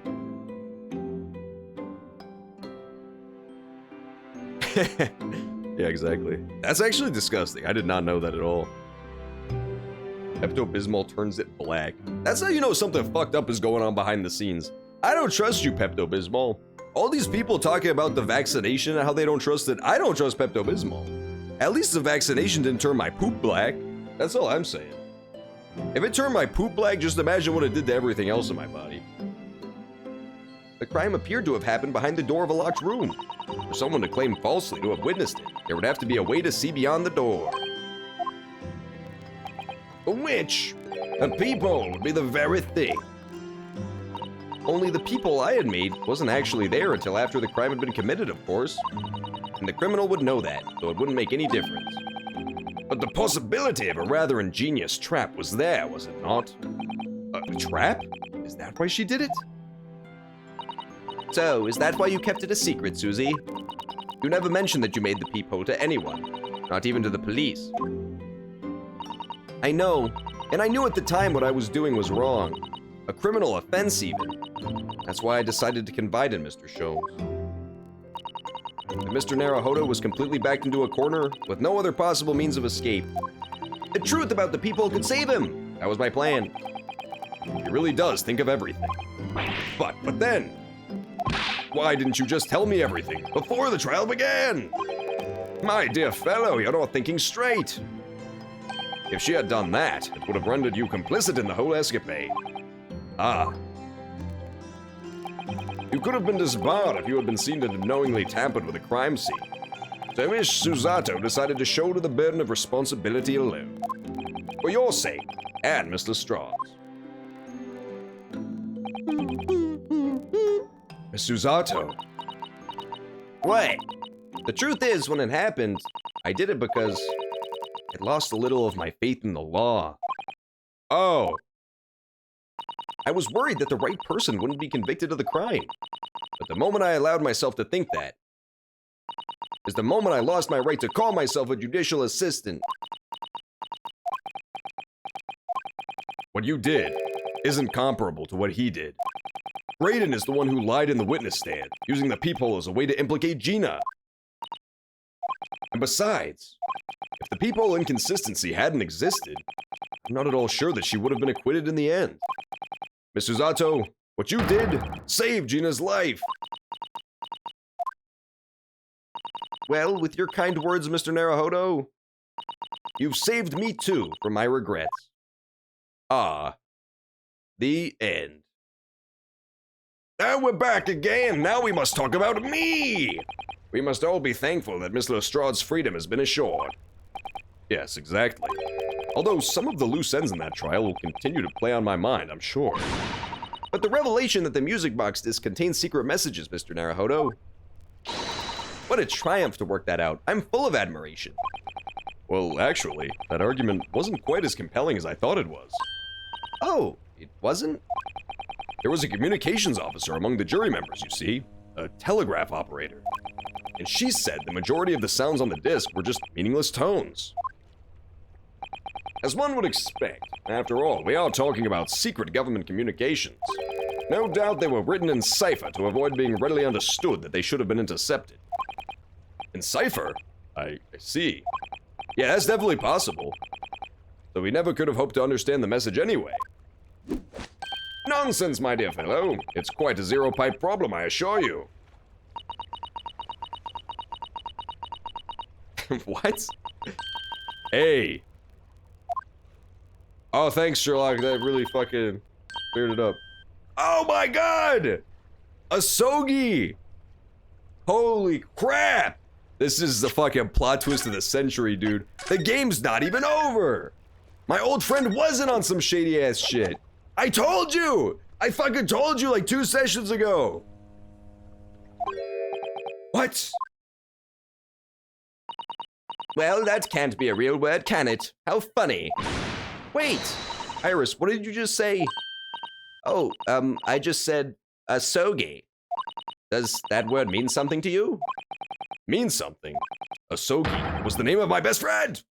And the person who betrayed Ezek's by stealing the government information. Whoa, whoa, whoa! Third dimension.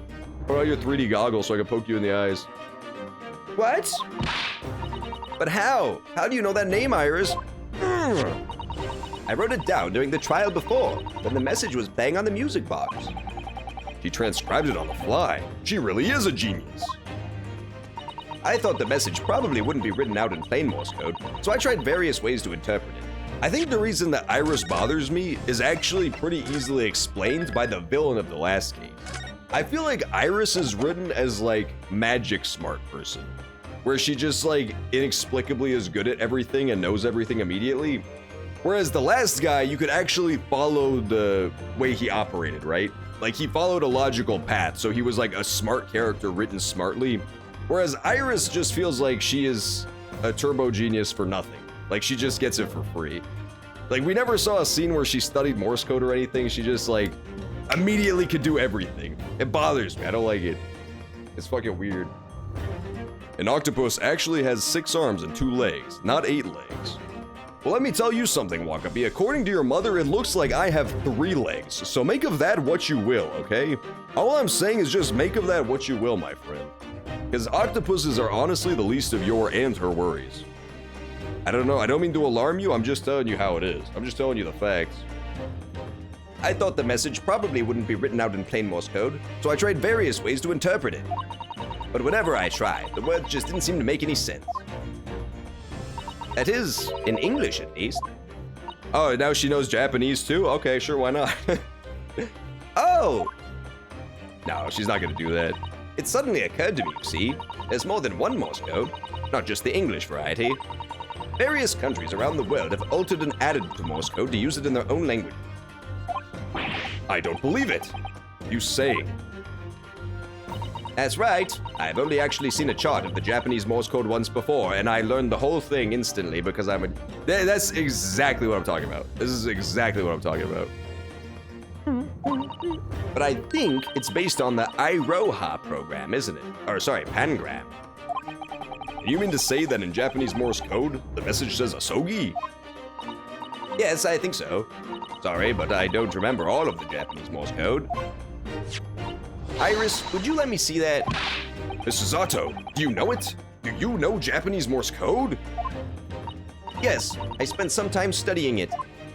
Because I'm quite sure Morse code will become ever more important for international communication. This is getting so crazy, dude. This is a fucking twist and a half. How much longer is this? Under UK law, all whales and dolphins are royal fish and belong to the Queen. That's fucking badass, dude. Are you telling me that if the Queen of England was ever under direct attack, she could blow into a shell-shaped conch and then summon the fucking whales from the ocean to come save her? Is that what you're implying, Wakabi? Because that sounds pretty fucking badass. Are you telling me that the Queen of England is essentially Aquaman? Because if the Queen of England is Aquawoman, I feel as though I might have misjudged this entire country. I might have to rebuild my entire interpretation of their culture from the ground up. Might I recommend, my dear madam, that you focus your efforts on the English version? The Queen is... hell yeah, dude, she's Aquaman. How fucking sexy would it be if you saw the fucking sexy-ass Queen in the skin-tight Aquaman suit coming out the ocean? Just fucking wet from head to toe? Whew. It's getting a little hot in here, man. I get a little hot around the collar. Be that as it may, Iris, show the message, please. Of course. Yeah, she actually has Jason Momoa's exact build. She just hides it under old lady clothes so that no one would suspect that she's capable of really kicking ass and summoning dolphins to a lesser extent.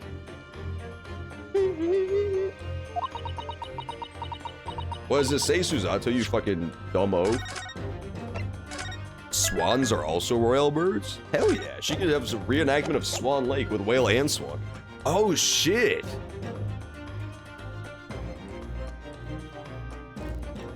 So I'm just saying that it is at this point a potential possibility that the woman from the first case who was a murderer was in fact actually the fucking Queen of England. There is a non-zero chance that she is, if not the queen, then at least like the princess of all England. Because remember, her entire costume was a swan. Now granted, it was not a dolphin or a whale, but 1 out of 3 is not bad. That's still a royal animal. And remember, she had diplomatic immunitas, so she was definitely somebody important. Dolphins also have mustaches when they're bored. Okay, now Wakabi is just making up random facts. First he said octopuses have arms, then he said the Queen of England is Aquaman, and then he said dolphins have mustaches. Yeah, Wakabi, do they also have glasses and sit by the fire in sweater vests? Huh? Do they also sit by the fire with a nice cup of tea and their stock ticker in one hand checking the stock prices? While you're just making shit up. While you're just fucking making shit up, Wakabi. But what can this possibly mean? Whatever it is in that long sequence of supposedly meaningless dots and dashes, it's made the color drain from Suzato-san's face. There's no doubt that this message is written in Japanese Morse code. So the British Empire has been using Japanese for its secret communications? I don't understand the reason why, but the message appears to be a list of 4 people's names. Asogi, Suzato, Phoenix Wright Jr., and who? Maybe the professor from the beginning? The professor who was like his, tutor? Who else do we know that was popular in Japan? I think those were the only 4 I could think of. The first is Kei Asogi. Kazuma Asogi. Why? Why was his name on that list? The second is A Jin. Oh, that's racist! That's fucking racist! Asian? Are you fucking kidding me? His name is Asian. The man from Japan. Shin? I don't recognize that name. The third is T. Greguson. Tobias Gregson! Oh my god. Tigregusan. That's actually fun. Then who is T-Shin? Or sorry, A-Shin.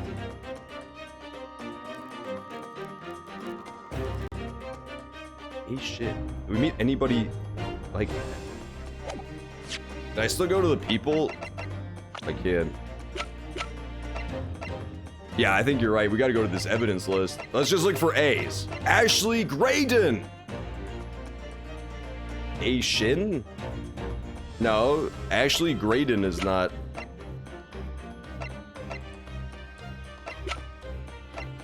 I don't know. I don't know who the hell it could be. A-Shin.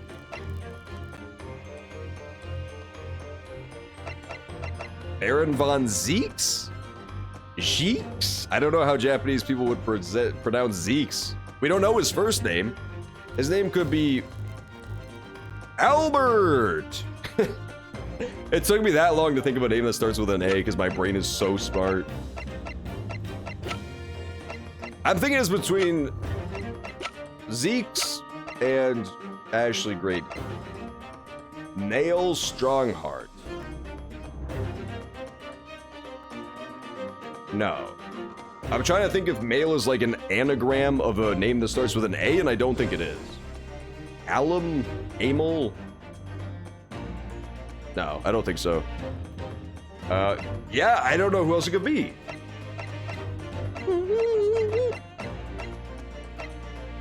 Weird. Weird. So maybe we just don't know who A-Shin is yet. A-Shin. Gregson! Ah, it would seem Tobias Gregson is the third man on the list. And what's his name doing in a secret government communication as well? And the last name... What's the matter, Mrs. Otto? It's definitely me. It does. It definitely loses its meaning after a while. It makes it hard to figure out who it actually is. A-Shin? A-Shin? That's me trying to order Chinese food because I'm racist.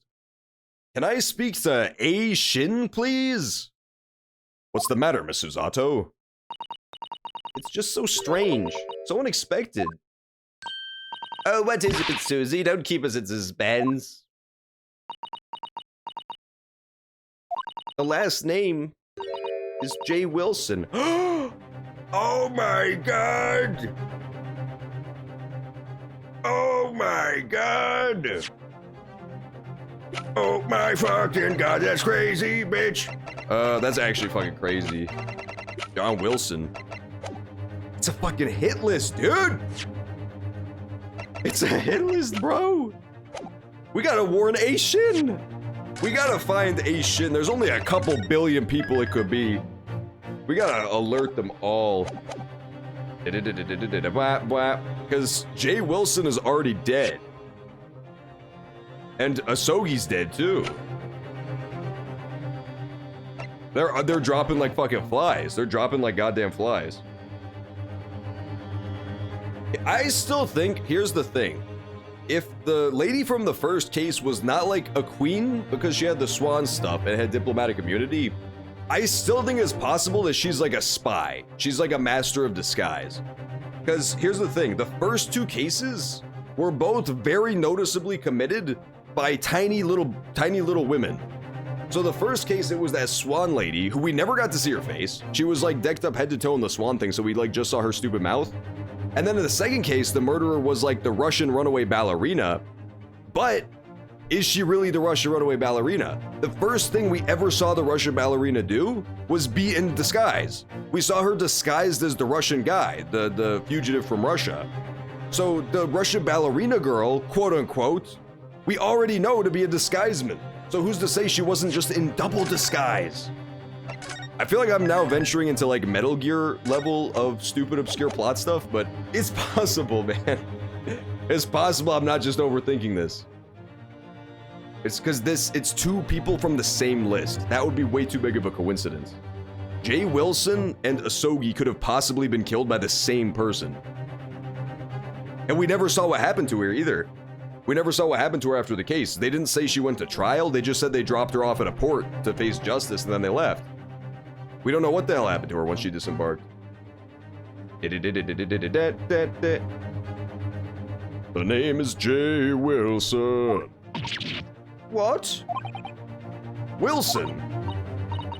John H. Wilson? You mean Daddy?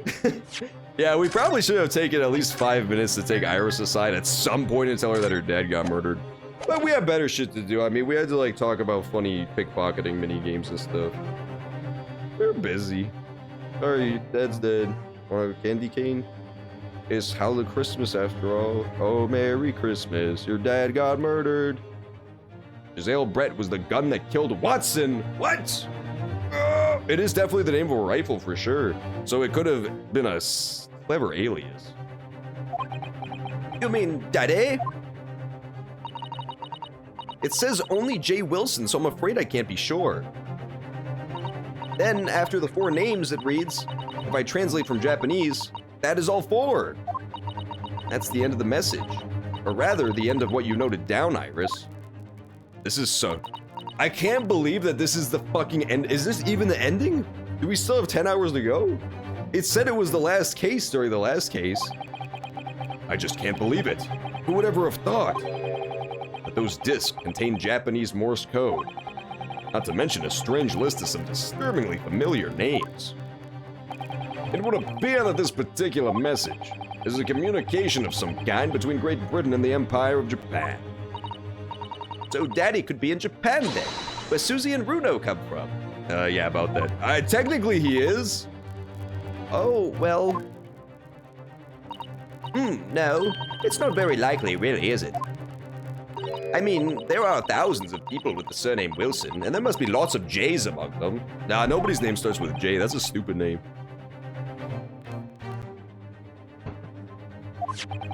Professor John H. Wilson, visiting professor of medicine at the Imperial Yume University. But we can't tell Iris about that now. We just can't. Tell her! It's her fucking dead dad! She has a right to know. This is so strange. Somehow, in solving the case of Mr. Windibank's murder today, I feel like I've rolled back a boulder at the mouth of a very dark cave. I do wonder if perhaps it's a dark cave we shouldn't go wandering inside. Yeah, Strongheart is evil as fuck, dude. Like, how is Strongheart not the most evil bitch in the fucking universe at this point? How would he possibly not be super evil? Dun, dun, dun. Less than 1% of animals have been fossilized, many of which will not be found. Much of life's history is forever unknown. Yeah, I'm starting to be pulled around to the side that thinks dinosaurs are fake. Here's the thing, that sounds insane on the surface, but think about how absolutely unlikely it is that we've discovered entire fossils of creatures that fucking big, like unbroken, uninterrupted.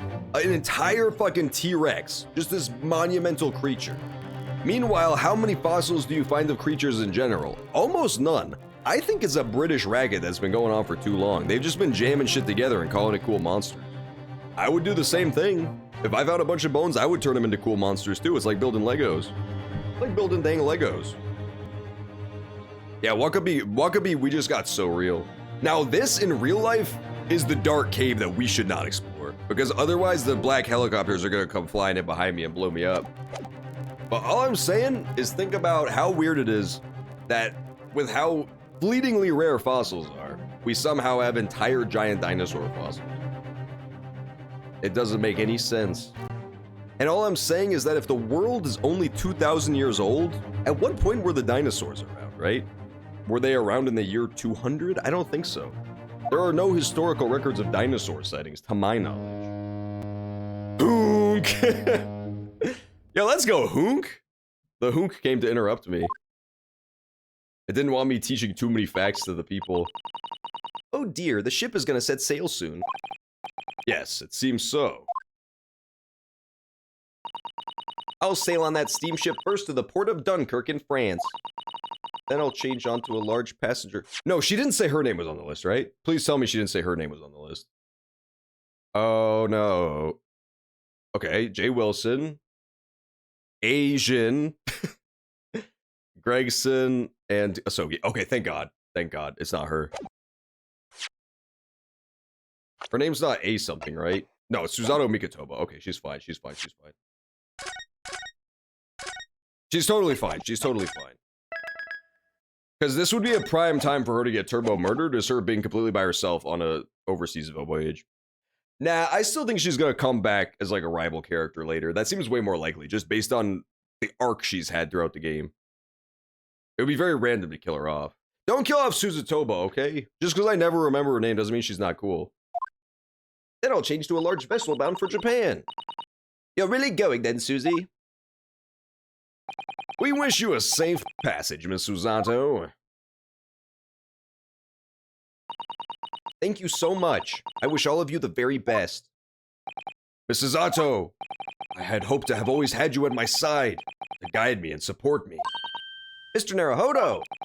Please, come back soon. As far as I'm concerned, you really are the very best judicial assistant in the world. Aw. I'm quite sure I'll be back before you know it. I shouldn't have just given her Maya's voice from the first game, because she has like a super different personality than Maya. It does not fit at all. Really, Susie? Oh, now don't forget, Iris, I made you a promise I've yet to fulfill. A promise? Oh, she's so dead.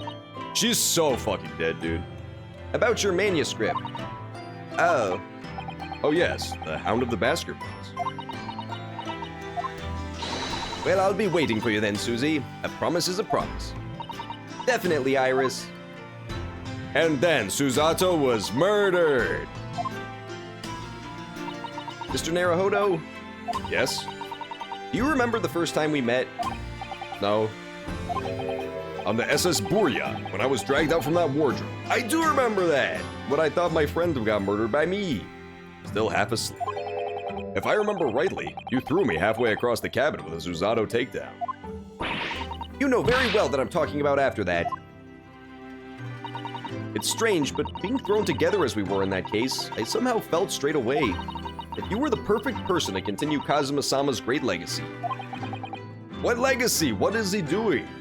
Miss Susato. And my instincts were right. I really want to believe. No, I'm sure that I'll be back soon. Okay, she's dead. There has never been a character make this many I'm about to die speeches in a row and then just be totally fine. If she says when I come back I'm gonna tell you a great secret, then that will be the fucking nail in the coffin. She has an unfulfilled promise that she swears she'll do when she get back. She'll come back soon to continue being my friend. That's the last one to fill out the trifecta. Just fill out the fucking bingo card if I'm about to die. Farewell until then. And then if you want the free space, that's she's 2 days from retirement. There she goes. She's sailing away. I still feel like the second case was not that good in this game. The one on the SS Burya. I think that was the weak point of the game. That was when I wasn't sure if this game was going to be good. Somehow we seem to have come to the end of the adventures of Ryunosuke Naruhodo. Yay! Or the first volume. We did it! It's Wagahai! I still like the boat one, but I feel like it was the weak link in this game. Looking The rest of back the cases now, were very good. It feels as though fate has led me on this journey. Who the fuck is talking? Is that what Ryunosuke sounds like? My voice is way better for him. You kidding me? She got a Fate teddy bear led me to backpack. becoming a lawyer, to traveling halfway around the world, to meeting the great detective. That is his voice. Ooh, he sounds British. Nasty. I'm sure there'll be trials and tribulations ahead. Of course there will. But whatever happens, I know I'll be able to turn my fortunes around. He's playing a violin! Holmes is so cool, dude!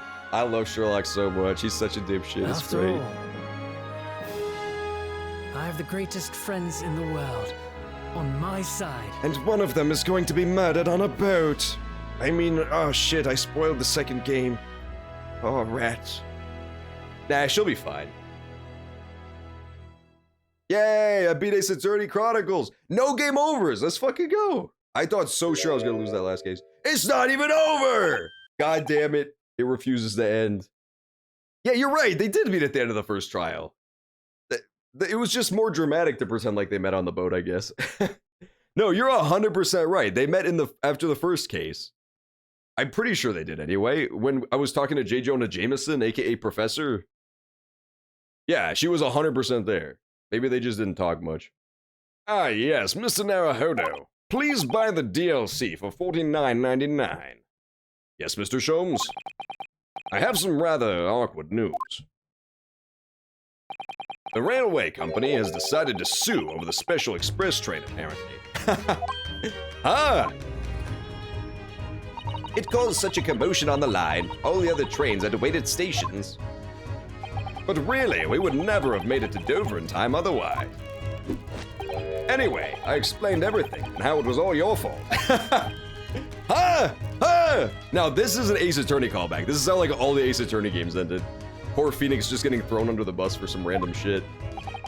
I believe a formal complaint should be delivered to your office tomorrow. But not to worry, my dear fellow. According to Miss Susato. You love defending yourself in court. It's all right, I'm perfectly happy to testify. He really didn't look like the sort of man who'd do something so outrageous. See? Mr. Sholmes. Yes? Word, if you don't mind. Why, certainly. Any word you like. Bellow it out, my dear fellow. It better say huh. It better just be one giant huh. Oh yes, I love Uno's words, and I know just the one he'll use here. Then I really must say... Objection! Aw, close enough. They had to, because it's Ace Attorney.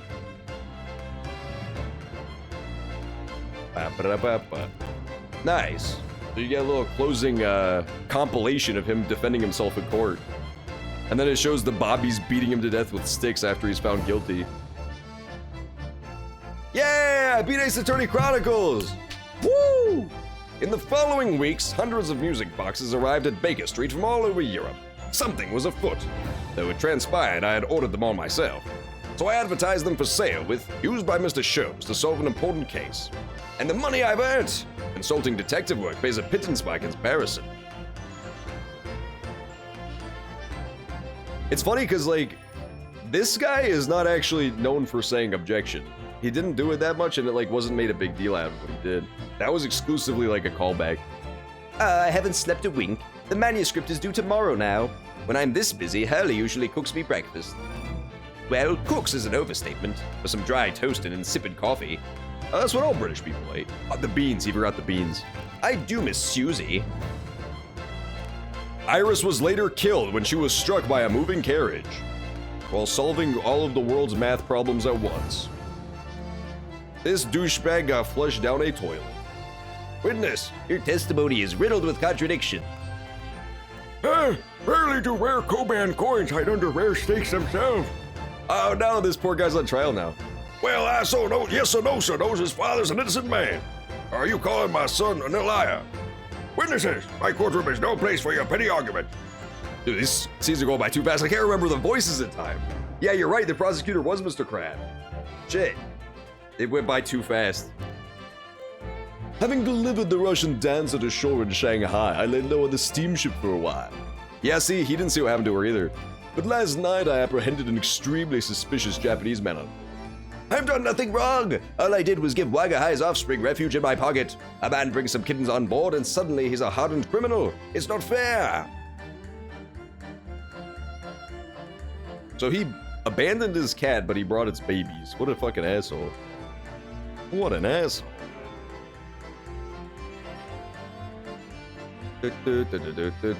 Oh, I fucking hate this guy. Scientific investigation will be the gold standard for policing in the new age. I dream of a world governed by the tenets of order and discipline. Like a great clock, in fact, whose hundreds of parts mesh together in perfect unison. This bitch is the fucking New World Order, dude. Now, if you'll excuse me, I have but 2 minutes and 37 seconds until my next appointment. He's so evil. He's 100% the villain of the next game. See, I was wrong because I said he was the villain of this game. He's the villain of the next game.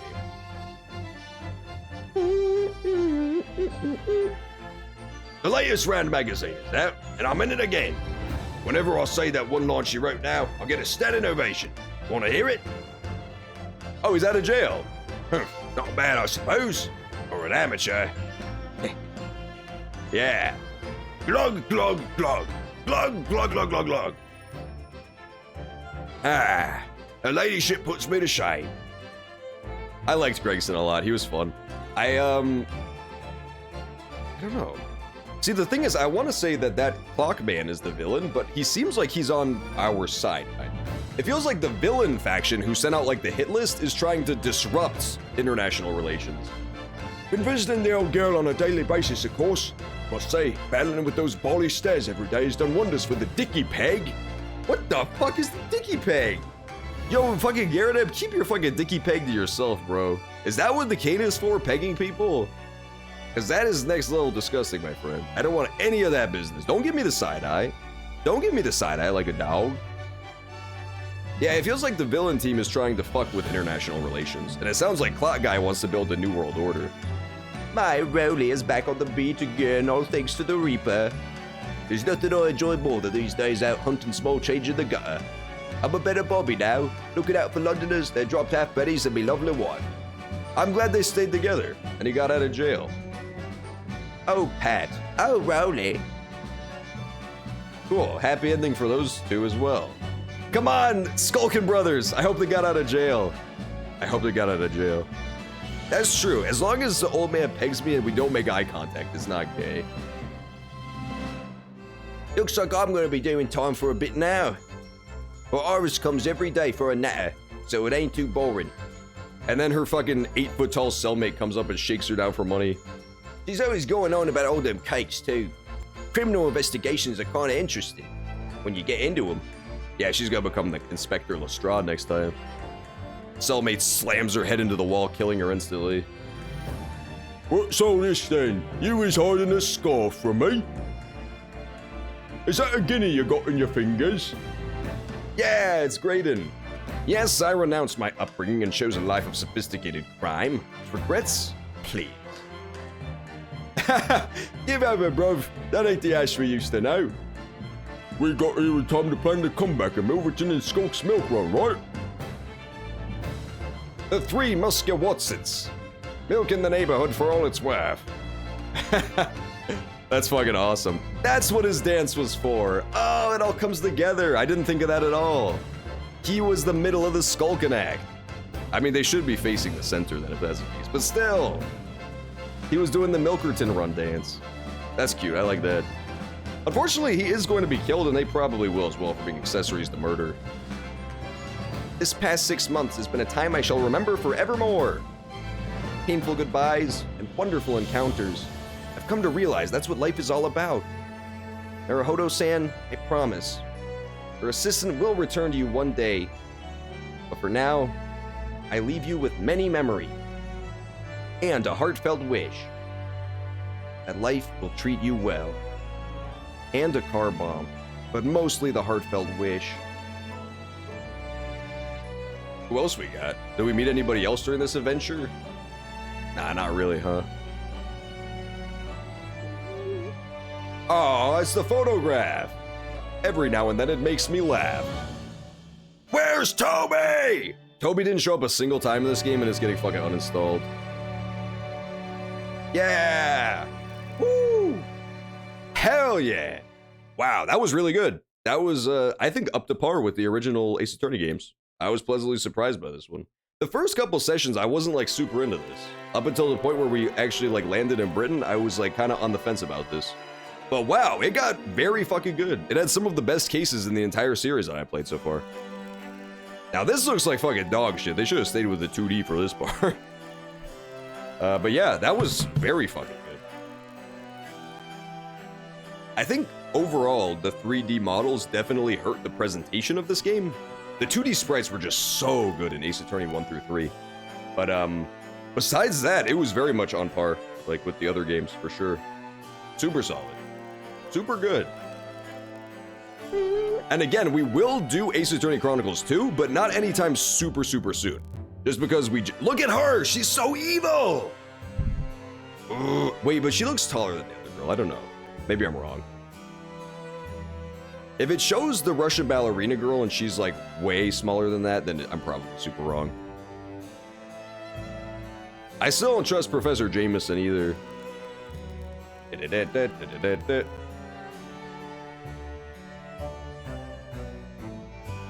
this is the moment of truth. Where's the ballerina girl? How small is she? If she's roughly the same size as the duck woman, then we might be onto something here. We might be onto something here. She's conspicuously missing. There's even an empty spot where she should be standing and she's not. So I don't know about all. I feel like she could be quite evil. Could be extremely evil. See ya, idiot. You fell over and hit your head like a klutz. Klutz! There she is. Yeah, I think she's too small.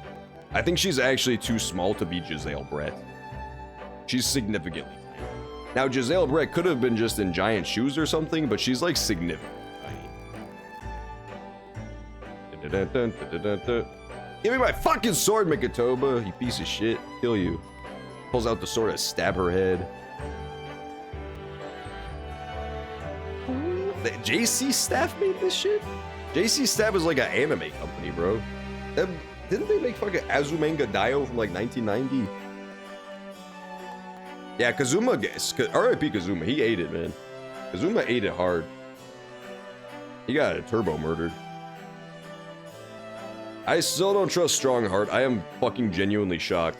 Here was, if you guys want to know what my prediction was for the overarching plot of this game, overarching conspiracy, which was true, but I thought it was going to be Strongheart working with the evil guy from the first case, McGilded, and those two working together were going to be the main antagonists. Like, McGilded was going to provide the funding for the Crystal Tower thing that they were working on that they kept mentioning that never came up, and then in return, the Chief Justice was turning a blind eye to McGilded's crimes, which is why he just kept getting away with shit, and why no lawyers were willing to take on the case. I thought they were going to be working in cahoots. Like, McGilded provides the money, so then the Chief Justice just turns a blind eye to all his misdeeds.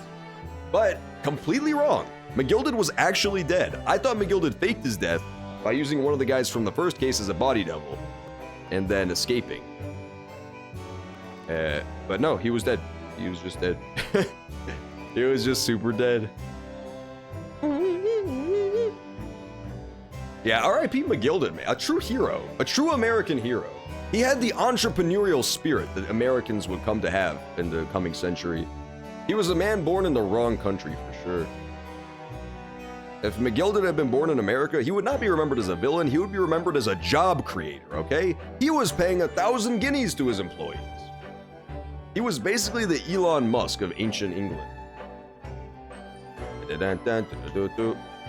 the fuck out of here, Iris. Nobody cares about you. Me and Sherlock have identical walk cycles. You will never have what we have. Leave. Leave! Do the dance. Woo! That's fucking radical, dude. That was also a really good hint, too. The way he turned around was slightly similar to what they did. His own take on it. What up, Lestrade? Peace. She's got the smoke gun.